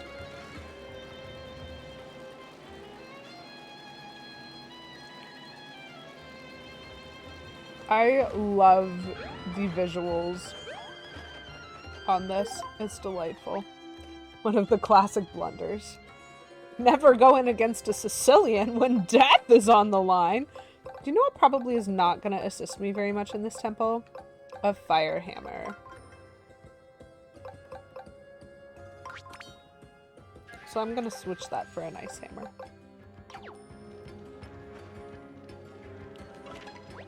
Oops. Press the wrong button. It's fine. I think that's probably okay. We have so many items. I do have a shriveled max up heart that I haven't, like, fixed, but that's okay. I don't know if the gold boots do more damage or not. It's fine. An ice hammer or a nice hammer? This place already looks as though it's on fire. It's a bit worrisome, but that's fine. Oh, it is on fire. Okay. Ah! So that's why the bird's mouth was glowing from outside. Everything's on fire in here. Wait. You know what I just realized? Doing that song and dance that the mural taught us is kind of like knocking on the Fire Vellumental's front door. And that means the Fire Vellumental might be here. And we might get to meet it. You don't seem surprised. Did you already know that or something? And you just let me keep talking? How funny of you, Mario. Okay, I think she's starting to, like, realize and understand that Mario doesn't speak. I must say, this Fire Vellumental business is not my area of expertise. Despite my curiosity, I'm afraid I must sit this one out, as they say. Unrelated. Have I mentioned that I have a deep and debilitating fear of fire? Oh, Professor, you should have said something earlier. Why don't you wait here and try not to catch on fire while Mario sorts this out? I appreciate that she said try not to catch on fire, because he is made of paper and he is currently surrounded by fire. Oh my!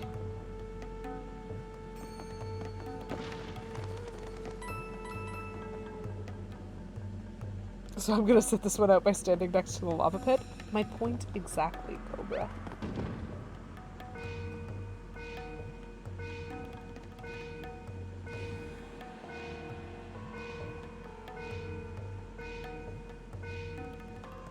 Oh, jeez.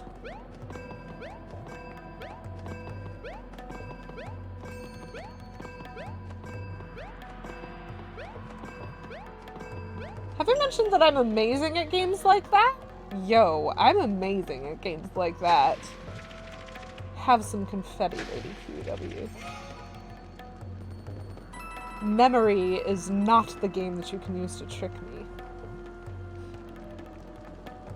Thank you, Petulant Cobra. I appreciate your support and encouragement. I was actually kind of worried because that was a lot of them, and I didn't know how many it was going to be, and so I wasn't sure if it would be easier to remember the order of what did light up or whatever didn't light up. But actually, it was mostly just a pretty reasonable pattern to try to follow as a flow, especially when you understand that I'm going to have to jump it. And so if I'm going to have to jump it, then it needs to be next to each other the whole time. And so that one was more like drawing a line than it was like an actual game of memory. But I enjoyed it all the same. Okay. So I would like to jump on you, sir. Oh, come on. Come on. Hello? Like, why can't I hit that? What is the angle? This is fine. Okay, so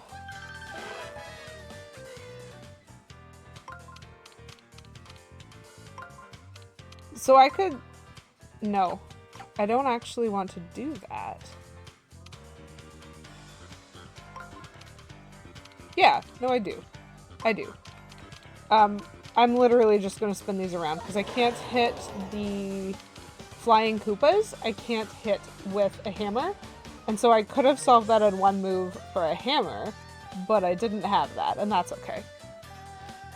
It was a lot, made it a bit easier by there being whole rows that were valid jump targets. That's true.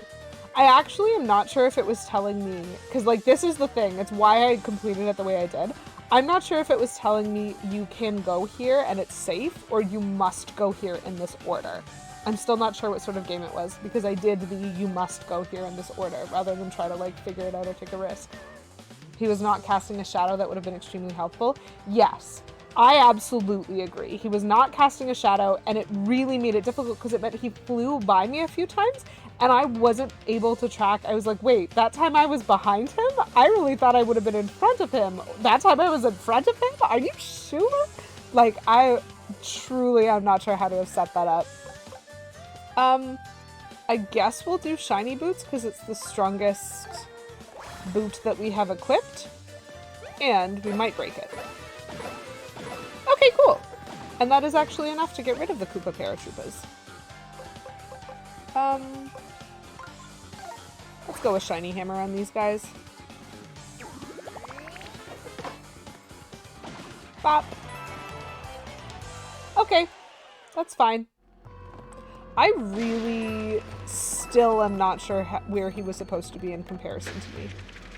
But it's fine. You know, it's fine.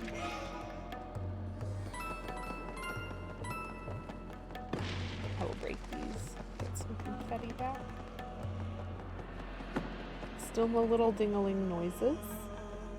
Oh, more fire. Love it. Great. Okay. So that's a cult.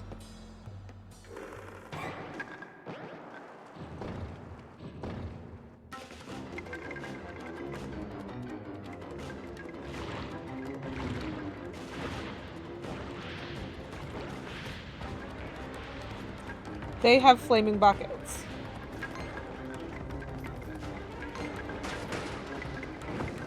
Yup. Well, that sucks. I definitely, like, hit him? Okay. So I need to get them to see me, fall over, and then blow them up. Oh! Whoa! Okay, so I can light them on fire while they still have the bucket, but then they chase me. That sucks. I am losing a lot of health to this absolute mess. Because if I don't successfully kill them, they just get another bucket. You know? Oh, there's another one over here. Hi. Gotcha. It's fine. I'm fine. Oh! Wow! Random Phoenix head just drops down from ceiling and drops me some health. Love that.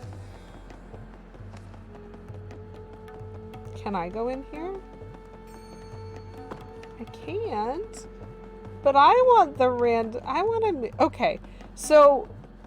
Chat, I think I'm very confused about what Phoenixes do in this game. Because apparently their wings can just be lit on fire, according to the stone statues outside. They can breathe fire, according to room 1. Or they can breathe oil, according to this room. Or they can breathe hearts. And it is very unclear to me what type of phoenix this is. Okay. But, like, for real. Why? Why? What? There's so much fire. There's so much fire. East Verboten. Okay, well, something's gonna happen when I jump on here. Oh! Oh! Oh, hello. Nope. I'm just gonna take that damage, apparently. I don't know how I was supposed to dodge that if jumping over it was not the answer.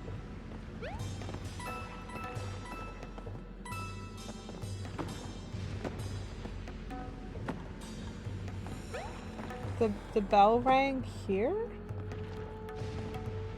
Maybe it's on the other side? I don't like this. Damage boost! Oh, jeez. Okay.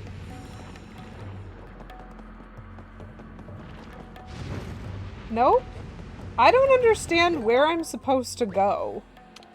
Like, how am I supposed to navigate this room without just deboosting all of this fire?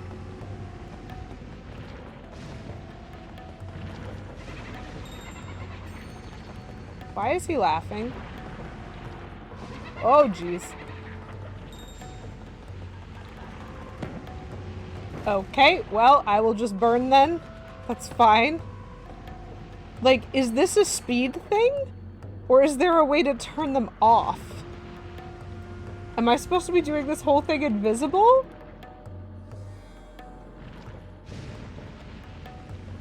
Okay.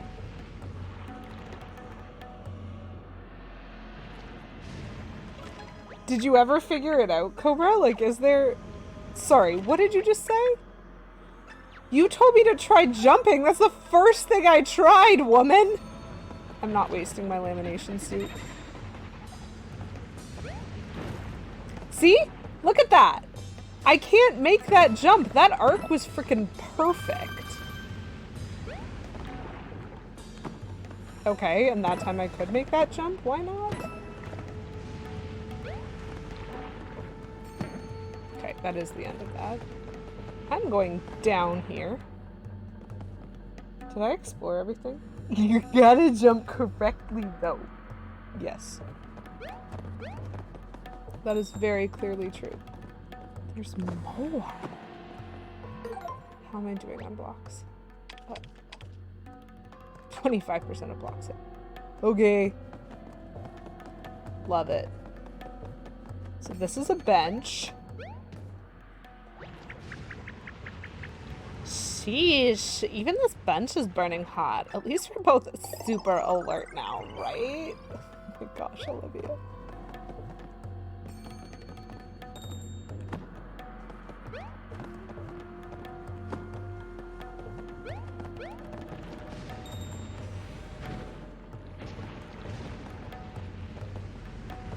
Interesting. Yeah, that wasn't gonna work.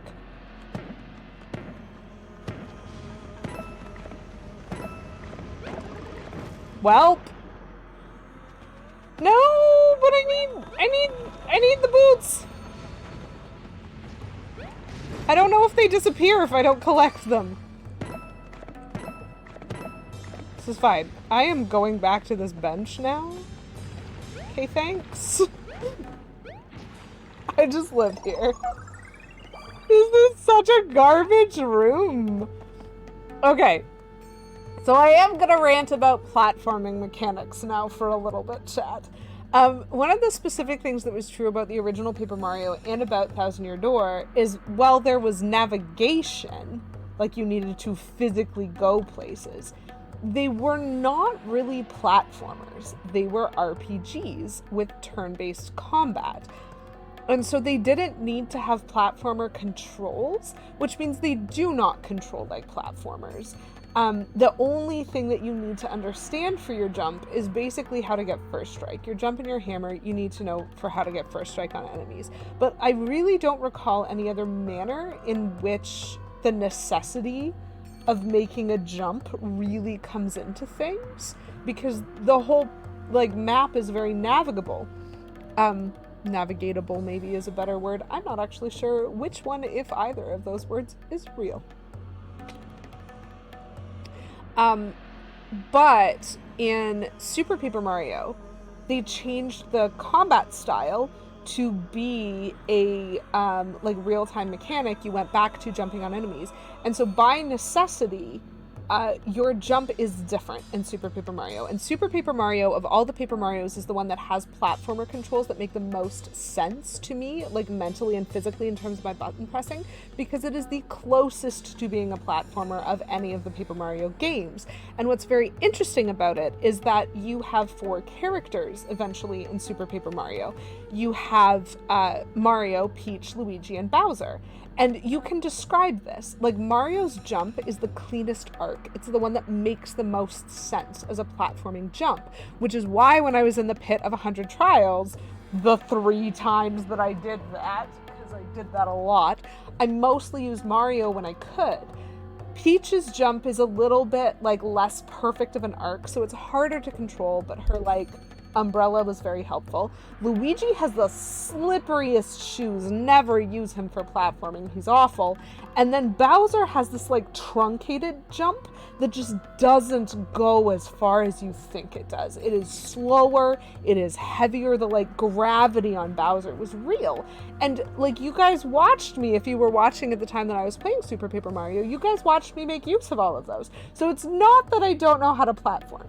It is that in Color Splash and in Origami King, Mario feels more like Bowser from Super Paper Mario than he does like Mario. Like my jumps as I'm trying to leap over this lava, they are Bowser jumps. The gravity is yanking me down. The directionality is not there in the way I want it to be. Like it's so much more like draggy levels of precise. And honestly, I didn't mind that. I was fine with it, principally because I like don't think of this game as a platforming game, but if you get to a room like this where I have to platform, then give me some grace, yo. If navigable isn't real, I know a lot of people who have a shared delusion. That's fair. But also, that's true, Cobra. There's at least 2 words that I know of that, as far as I'm aware, don't exist, but have been used so often that they do exist now. One of them was invented by George Bush, and I don't remember what it is. But, like, there is a correct word. Okay. So I think I've got all of those, and now I need to go this way. Where is he? Where does he live? Why are you laughing at me? Stop it. Stop laughing at me. How do I get... No, for real. How do I... Oh. I fix it, and then I just jump. Never mind.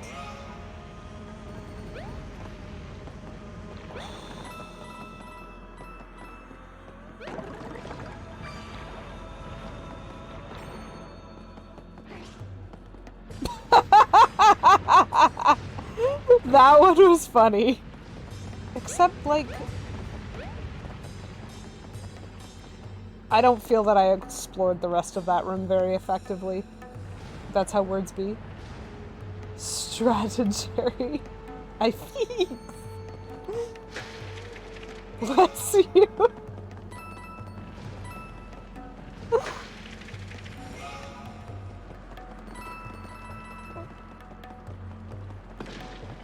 Okay, what am I missing in this room? I've definitely missed stuff in this room, but I don't want to go back into it. Ugh. I probably missed a treasure somewhere. So, mentally what I'm struggling with here is, in terms of my, like, understanding of the map of this room, I understand it as a rectangle. And if I understand it as a rectangle, I feel like I pretty well canvassed here, and then the bench was here, and then I was like going this way and went up and over to where I am now, and I'm like missing this whole bottom area. I don't know what's there mentally. And I didn't take the time to explore because I was flinging myself over fire, and it's fine. George Bush came up with strategery. Oh, strategery. Got it. It was a different one though. It was like, what it was to me, it was an incorrect prefix root combination that wasn't necessary. I'll remember it eventually, but it's more on the level of like how some people would say impossible, even though it's impossible, and so it's just the wrong route. And it feels like it starts. It's basically like the word means a certain thing, and then he added a prefix that just doubles down on the meaning of the root word. Pronunciated. More like that. So the thing is, like, I've heard so many people use it since I heard him say it that it's not his voice that I'm hearing it in, and I can't remember the context. A Will Ferrell bit on SNL. That's funny. Dispronunciated is a very good version of what I'm talking about. But it's basically he added a root, like he added a prefix that was supposed to make the meaning of the root word like the negation, but that was already the word. It was already doing that. Hecho in Mexico, welcome in. Nice to see you. Happy Thursday, and thank you very much for redeeming seasonal candy and non-seasonal candy.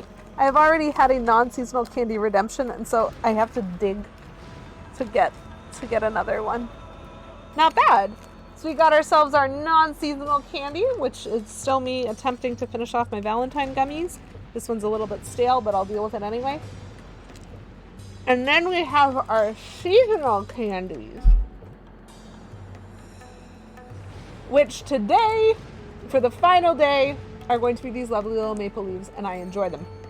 They're delicious. But my next stream will be in October, which means I have some Halloween candy queued up for that. It certainly finds me well. I'm doing better all the time. And I hope it also finds you well, Hecho in Mexico. Maple leaf.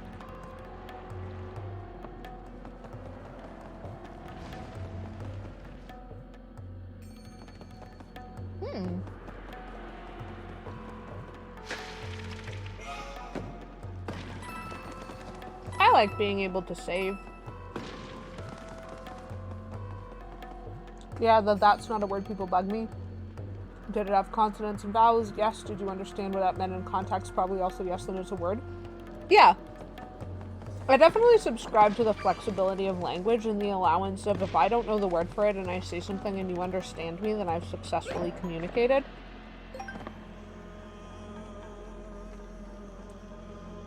Thanks, Kimenzel.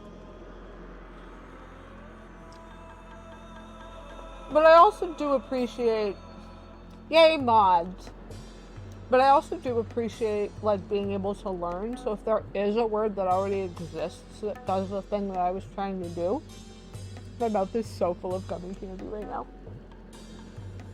then I would really like to know that too. You were gifted some non-seasonal candy from my niece and nephew for your birthday yesterday. Gummy sushi. That is both adorable and delicious. And a happy belated birthday, it's in Mexico. Congratulations on another year. I don't remember if I hit that, so I'm hitting it again. Another one, but more. Well, let's hope I don't die.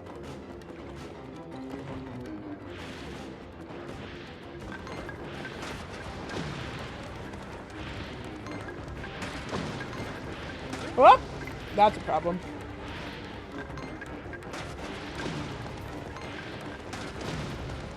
I'm way better at this room this time. Nope, except for the part where like 12 of them come at me at once. Oops, he ran at me. I did not expect that.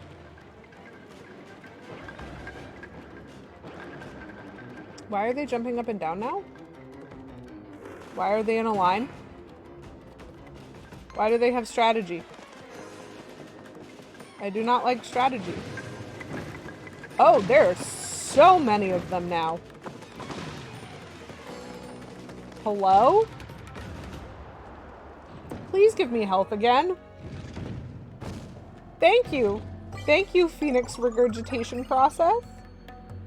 Thank you for some of that health. Hat burf.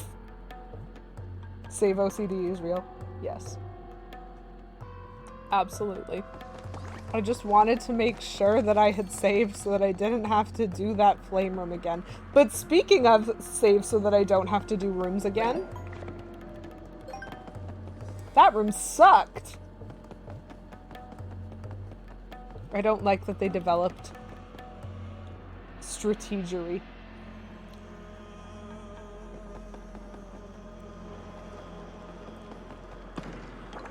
Ooh, a confetti bag that I didn't need. This is fine. This is fine. If there are toads to be rescued here, I have not been paying attention. That hammer bro is on a chest, and I want it. Okay. Feels to me as though this is the room of semi-optional fighting. And so what I'm gonna do, for better or for worse, uh-oh, I am gonna have some struggles, actually. Ugh, I don't want to burn.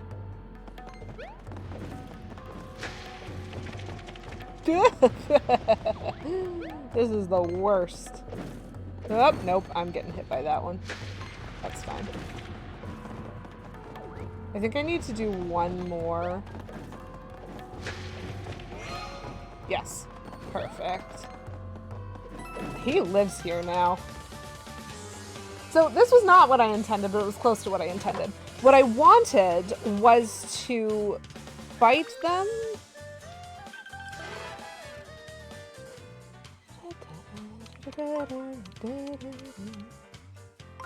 What I wanted was to fight them after I fixed the hole because they will explode with confetti. Let's Shiny Boots again and see what happens. I don't think Shiny Boots is going to kill them, but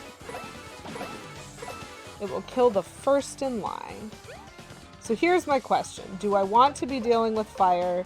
Yes, no. I don't want to deal with them. So I'm going to also boots the same row with my second attack to get rid of the fire bros. And I will just let these beetles have at me. Nice. Oops. This way. Because I don't believe that the beetles are as dangerous to me as the bros. Let's see what boots do, because I'm going to send that first shell flinging backwards. Okay. Okay. There is a beetle left. And he's just there. That's it. That's all.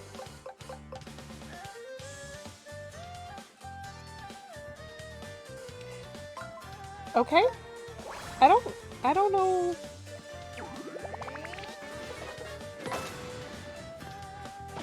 Okay. 22 is enough. This is fine. Oh. Stressful. That guy is still throwing fire at me. Okay. So my intention was to go back and fight this guy after I fixed those holes. Ugh. Of course he's gonna hit me. This whole temple is designed to hurt my health. You know? Oh. Oh, interesting.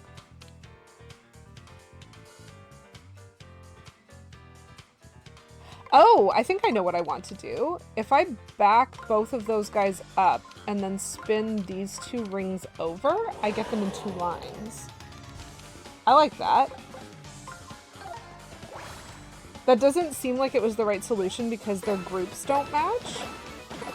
But I like that solution. My boots broke? Yeah. Okay, my boots broke. I could hurl hammer them. Let's see what a hurl hammer does.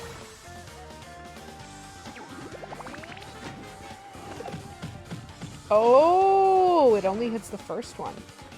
Fascinating. That is super interesting. Okay, so we're definitely doing a jump, which means we need to go over here. No?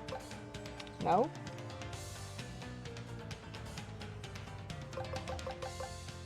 Gear. That's the button I'm looking for. This is fine. Flashy, iron, flashy. I'm actually curious if the gold boots, like what the gold boots do in terms of damage, so we're gonna try them. That is a lot of damage. All right. Also a lot of money. I will take it. I am confused, but we are here. Nice. All the blocks have been hit. There are no toads to rescue. But there are collectible treasures to be get. Okay, so that hammer bro exists. But he is on the wrong side of things. So I think I have to go around and up. And my health is not doing great. So I think my plan is to run over here, jump this way, and get up here. And now is when I'm gonna eat a mushroom.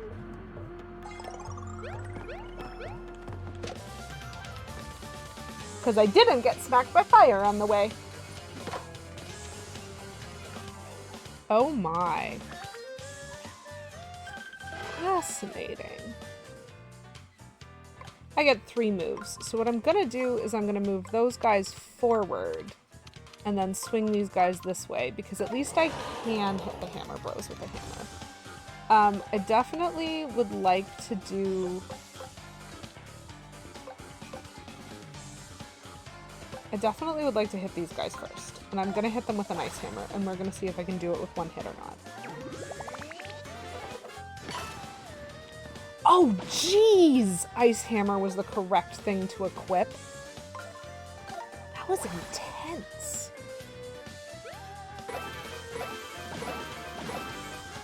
Man, I'm so glad I started with that.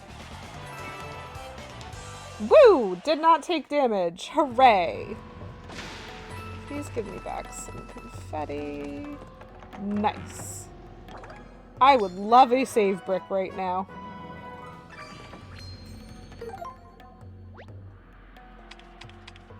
Look at that. Perfect temple.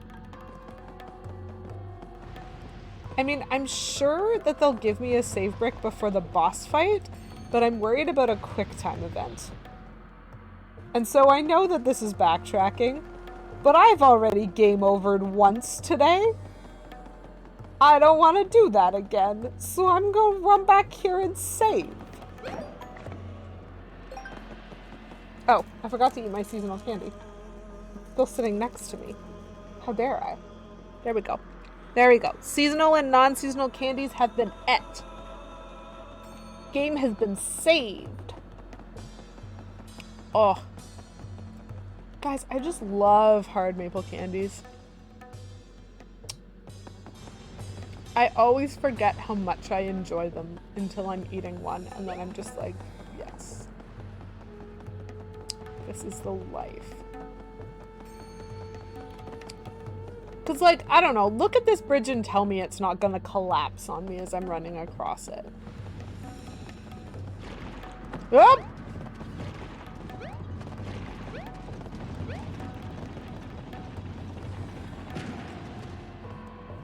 Yeah. So now I can't turn around and go back as easily. You see? I understood. I think it was worth going back and saving before I ran over here. And this is the Fire Vellumental fight. Oh, boss fights have not been my favorite, chat.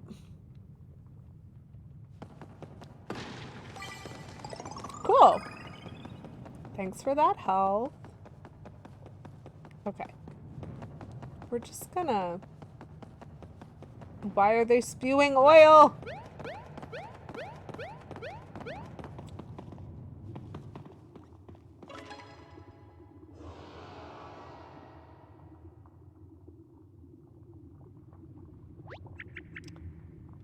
Did you hear that sound? Oh, you're so pretty. So pretty. I would like one, please.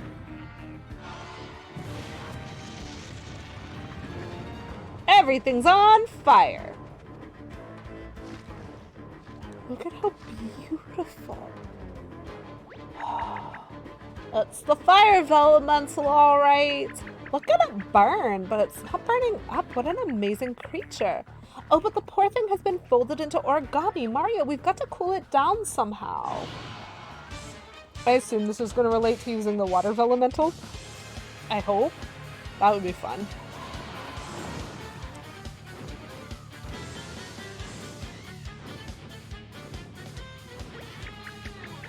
Wow, look at this thing. Its wings are huge. A majestic bird like that has to be a Vellumental. And it's on fire. Totally fitting for the Fire Vellumental. So what should we do first, Mario?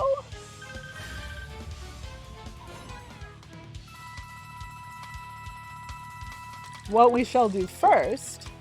Oh, that isn't what I wanted to do. What I wanted to do is this. Wrong button. This is fine. I have money. We're okay. So, I want the hint. I want the on square.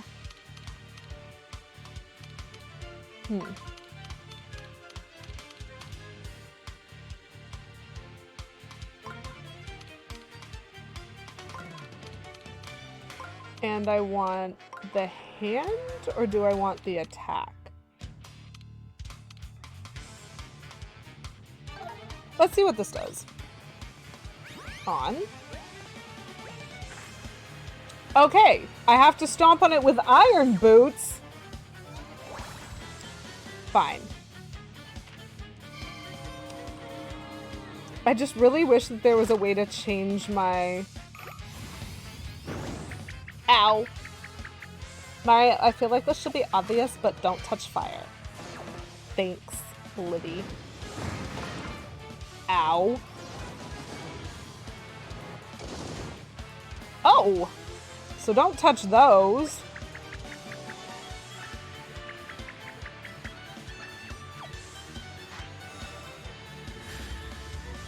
Can I solve this without toads? Is a very real question.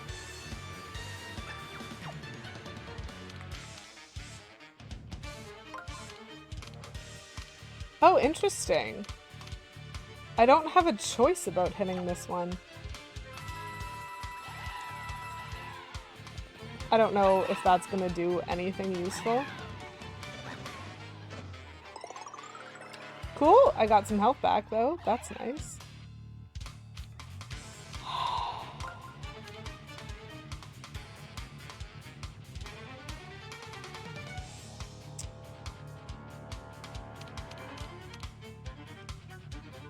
So if I'm supposed to jump on it with iron boots, this is a very bad idea. I don't know if it'll let me go through that fire. I know there's other ways of solving this. This is fine. Oh wow, that is a water bird. I like water birds.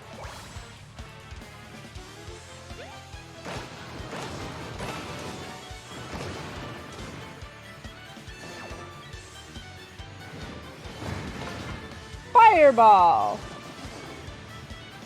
Molten feathers. Okay, so how do I land on a water one is what I want now.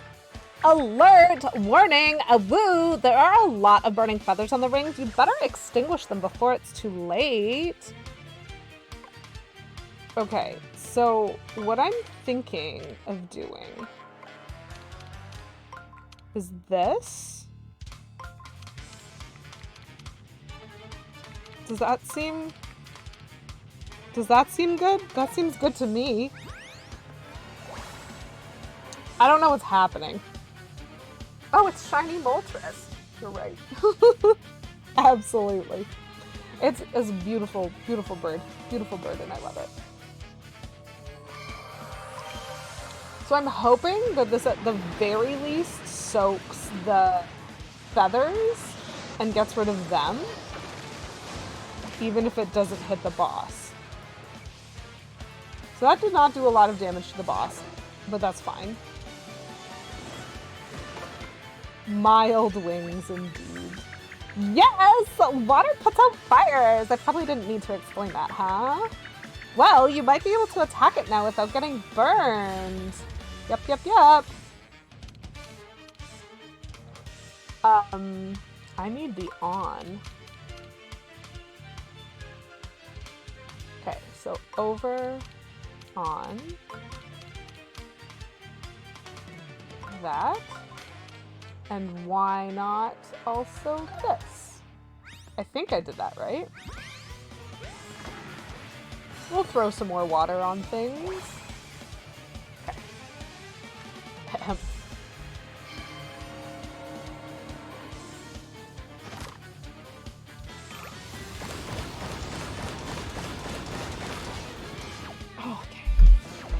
Okay.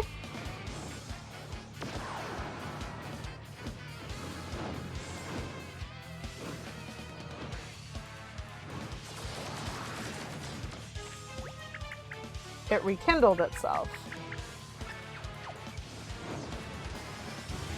I'm confused. Oh, that is a lot. Like, I know it rekindled itself. That was somewhat the point. So I need an in, an on, and a water. I can't do all of that. Okay, so that's the in. That is the on. And this is the water. This boss does seem like a tough cookie. I am struggling, but I always struggle with bosses. We know that.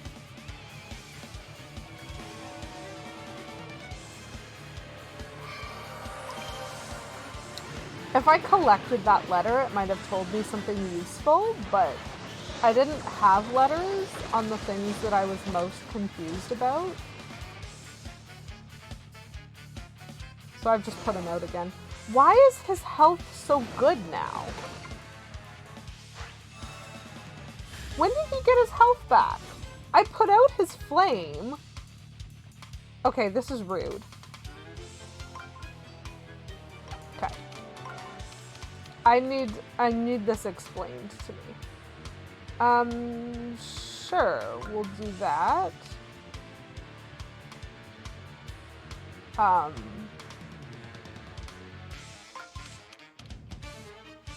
We'll do that.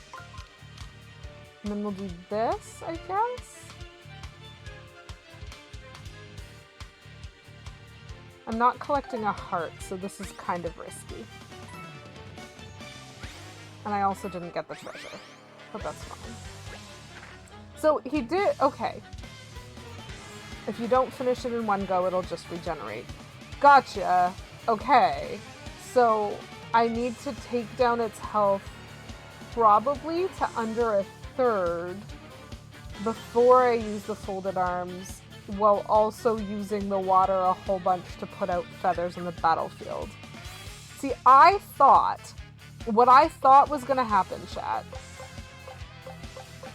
I thought that when I put out all of the molten feathers on the battlefield with the Water Vellumental, that it was going to destroy them. In the same way that, like, I could destroy the elastics from that boss. And that is not the case. And so that kind of sucks. Whatever.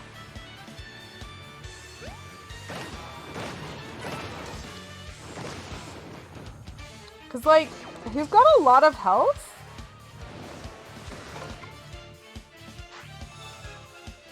Like, a lot of health. So if I start here, it's sending me in there.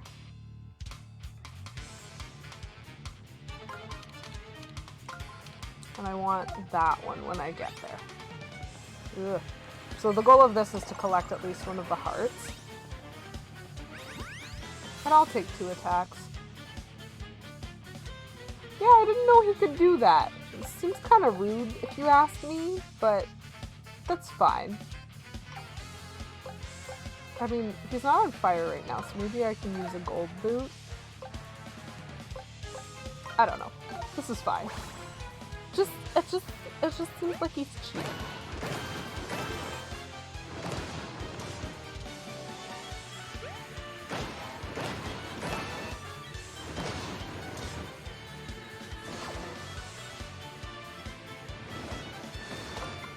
I'm wondering if I keep jumping on him with iron boots, if maybe he won't. Oh, is he gonna steal all of those back? Please don't, sir. Oh boy. Would be super nice. Okay. So, nope! That is not the button that I thought I pressed. Yeah, it would be great, Olivia, if we could do something like that.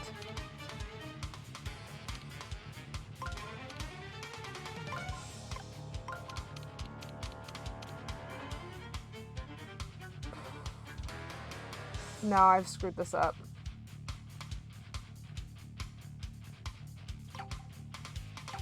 So there's got to be a better way to do that. If I do it like this. I just want water. You know? I just want water.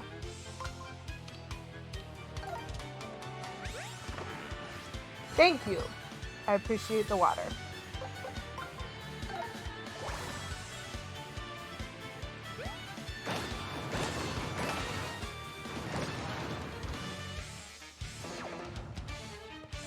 And health. Health would also be nice. Okay, so I need to put all of those out. If I pay toads, will they put them out for me?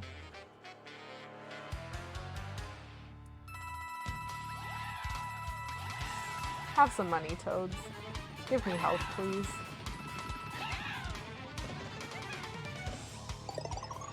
Nice. Okay. So I do think water is important. If I just put this like right in front of me, does that work? Or do I need an arrow? I don't know if I need the arrow or not, and I'm too afraid, so I will just take 8 points of health damage to get this. Just to put the battlefield out. This boss, man.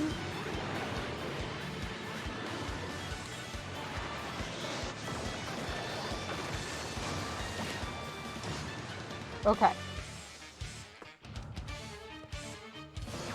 I don't know how much... Wow. I don't know how much more I need to hurt him. Okay, actually. Yes. So what I want to do is that.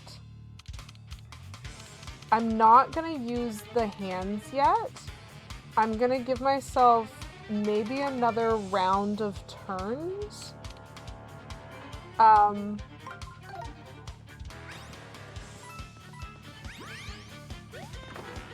Throw things, please. Thank you.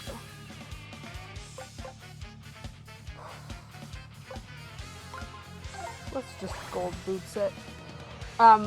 Because I want to make sure that I can actually kill him before I use the hands.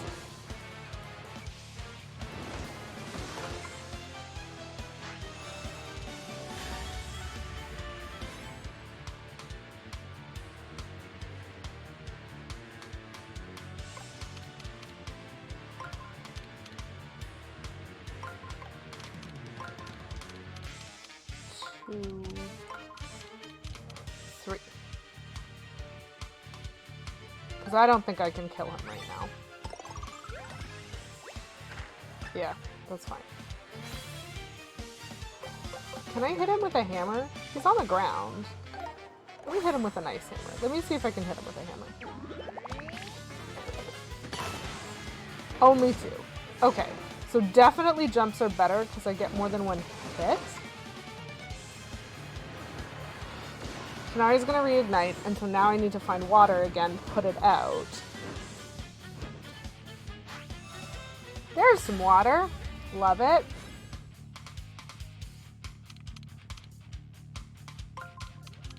That is a lot of feathers. I'm going to wind up taking some heritage again. But we are going to put out the battlefield. We're going to do it like this. Sure. I'm not going to get that far, but it doesn't matter. I will take the damage. Put out the battlefield. My current hope is that on my next turn, I'll be able to hit him again.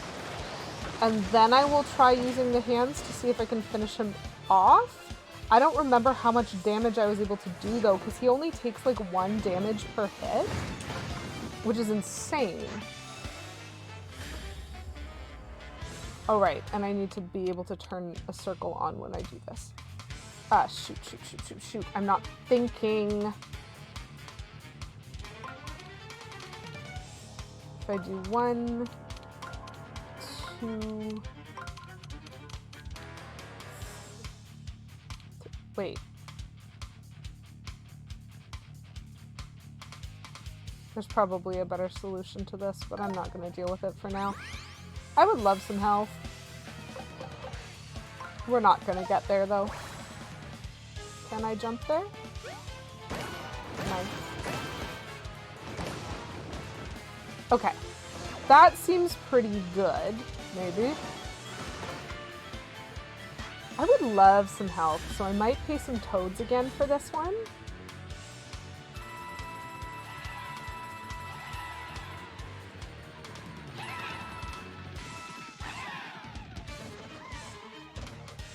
Oh, wow. They also gave me an item. That's very nice of them. Okay, so what I want is I do want to go in, and I would like that. And why not pick up 100 coin while I'm at it? I hope this is enough.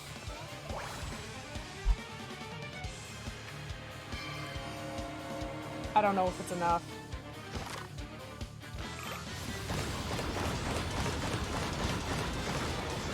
No, it's not enough.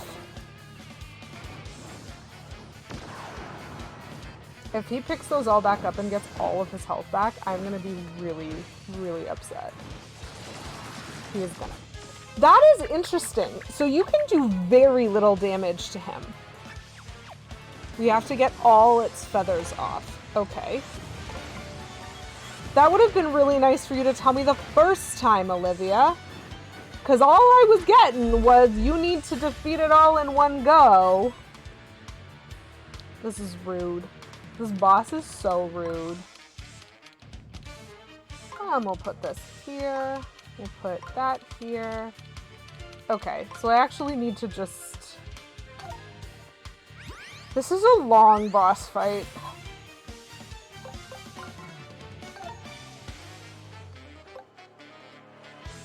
I don't remember if the shiny iron boots, like, do this. I don't remember if they put him out. They do not put him out. Okay, that's good then that I used iron boots for the second one as well. Oh, interesting. Shiny iron boots and iron boots are doing the same amount of damage. Fascinating. I have opinions about this. Most of my opinions are terror. I can always pay the toads for health if I need to. It'd be really nice to get some water going here. Ugh, that is a lot of damage if I do it that way. That's like 2 damage.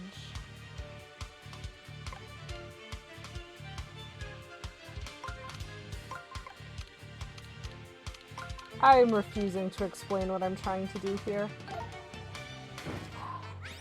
I don't like how much damage I'm taking from feathers.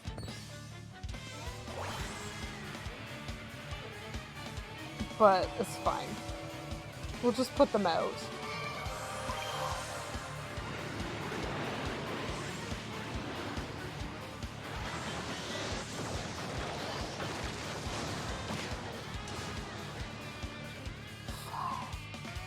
Lousy hot bird in this complicated boss fight? Yes. Okay. So, there is health. Health is good. We're gonna go this way. We're gonna turn that on. And we're gonna jump on it probably. I want this health. I think this has genuinely been, like, pretty true.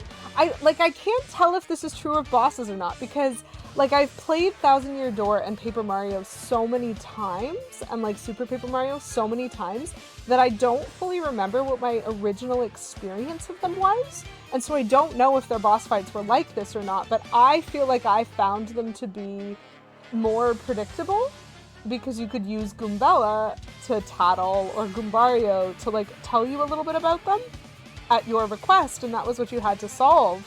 Like, then you had this plethora of options for how to solve a boss fight. And so it feels like they weren't as, like, stylistic. And Color Splash, I also played blind, and I don't feel as though it was this hard to figure it out.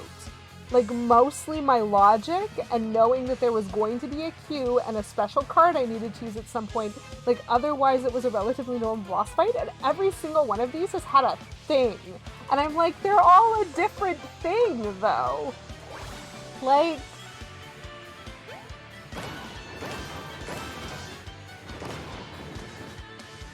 I don't know. So I'm gonna have to do this a lot, is pretty much what this comes down to. I will take a heart. I will take an attack. And I will take a treasure chest on this one. It feels like this particular fight needs to be a little bit more slow and steady.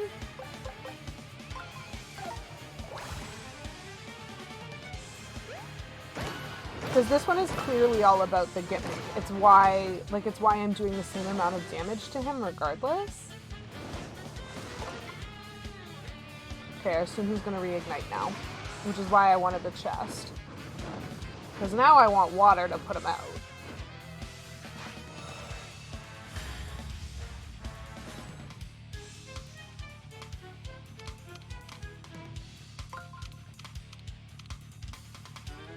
Yeah.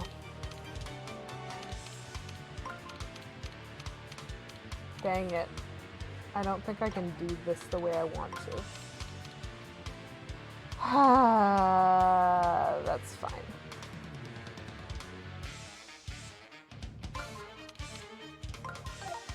We'll do it this way. I know it's not ideal, but I'm putting him out again. And when I put him out again, he does less damage to me as well. So, hopefully... I just really think that this attack should do more than 2 damage to him. You know? Like, I feel as though it's a pretty complicated attack. Ugh. Boy, I need that health. Okay, so if I do that...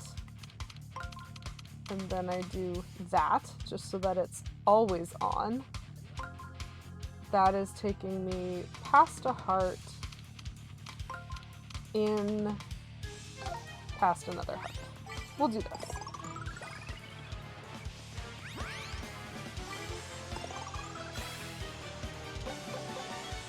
And we're gonna gold boots him again, because why waste the iron boots when he's not on fire? It just takes so long to whittle him down. Which is mostly like my incompetence. I fully accept that it is absolutely my incompetence that is making this harder.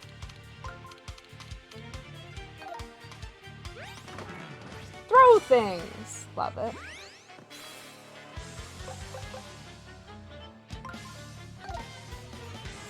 I assume my gold boots will last both of these, so let's try it.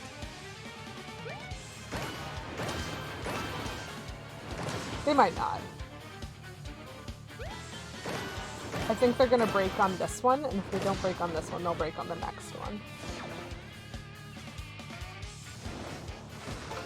Like, eventually there's gonna be a feather, at least one, on every single square of the board. Wait, do I have Water Vellumental stuff on this map right now? Yes, I do, thank goodness.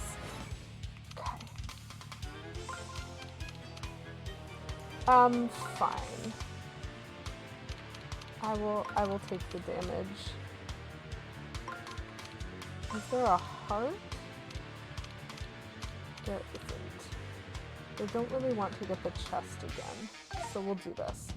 I will take that damage. That's okay.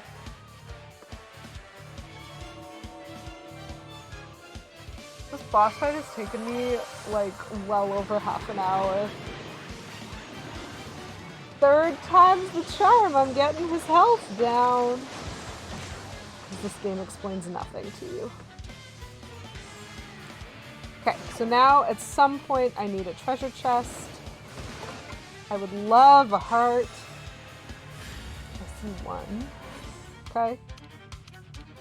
And I need an on.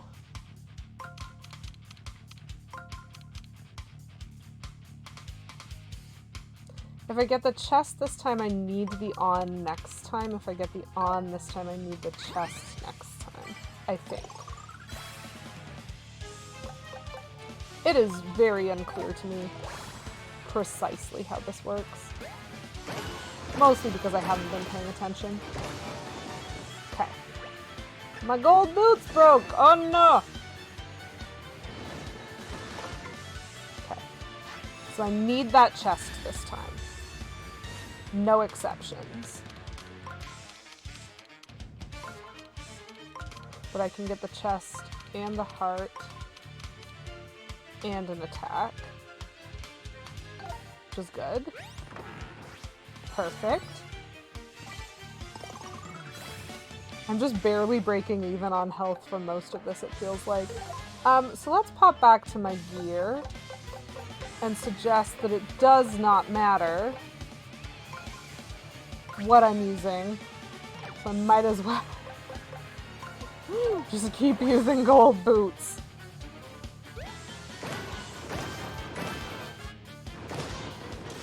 Okay, a couple more rounds, and I should have done enough damage to him.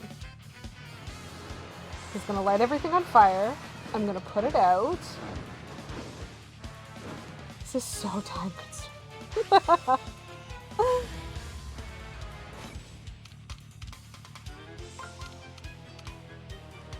So we'll do that. No.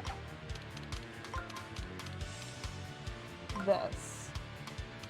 Is there any health on the board right now? There is. It's here. That's what I want. I will take that 8 damage. I will throw things, it doesn't matter. I will get a little bit of health. And then I will put everything out again. This is the most repetitive.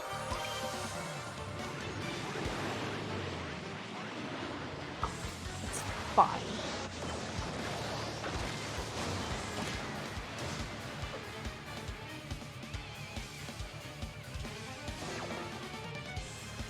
He's gonna hit me. Okay. So, what do I want? Kind of do want the chest.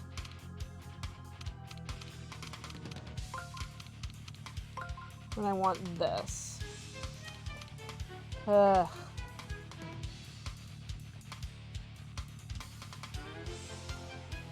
No, I think I want the on more than I want the chest.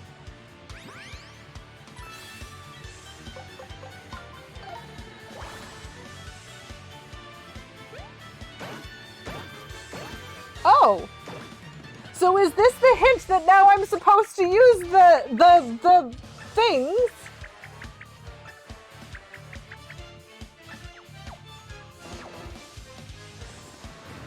The game is just giving me the hints like one too late.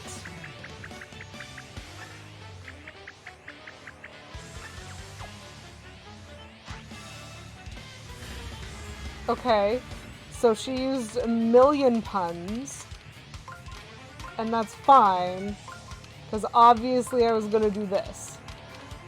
I just really hope that this is right, because, like, I don't know the setup. Not a mind reader. Yank him out. Okay. Cool. I am directly in front of its face. I have the correct thing. It's not...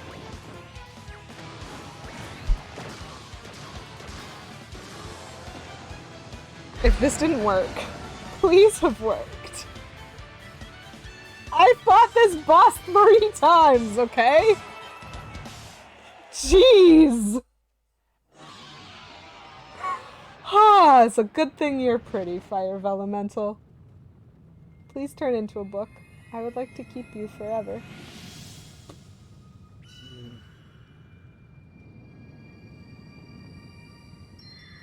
Yeah!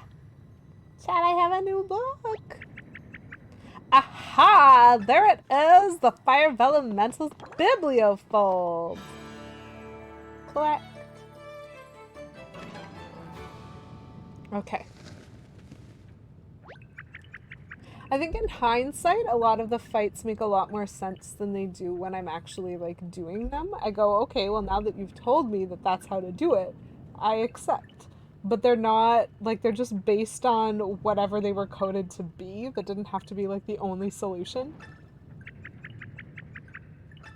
The improbable fire resistance. Yes. Give me a magical girl transformation. Olivia, do it. I think I've got the concept down, but can I do it for real? Transform! Oh, what a beautiful shade of red. Oh, beautiful. Gorgeous. Glorious. Livy, baby, you are living your best life right now. Just so pretty. Oh my. Remember how I said my heart was pounding? Well, now it kind of feels like it's on fire! I don't know what she's doing, but it looks absolutely amazing. Thank you for not burning me to death, my dear. Yes. 12 out of 10 temple location. Wait, how did her fire breath undo the fire?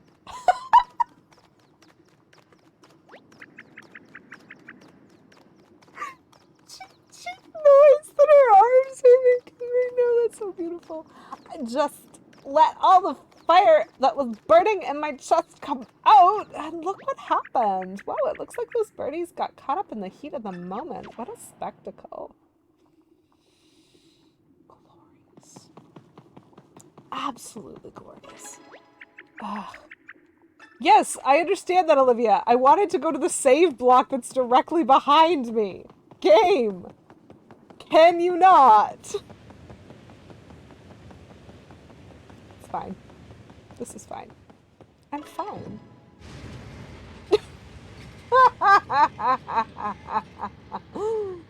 Oh boy. That is an image. That image is in my brain now. Perhaps I should have taken my chances. No. A fiery temple filled with pitfalls is no place for a toad like me. Oop! Sorry, we almost murdered you. I really did not mean to. Professor, we're back! Oh, thank goodness. I was just beginning to question my career choices. Hey, friendo. You won't believe this. We met the Fire Vellumental. It's a giant bird, and I turned into that giant bird. Oh, my heart is still racing. Is that so? Well, it was very exciting out here, too. Yes, I watched the flames intently, and I sweated quite profusely. I had to wring myself out a few times. In any case, well done, Olivia. Here's hoping your newfound avian affinity proves useful to us. Oh, it will. It will. Yeah, so that boss fight, was a lot. It's fine. Everything's fine.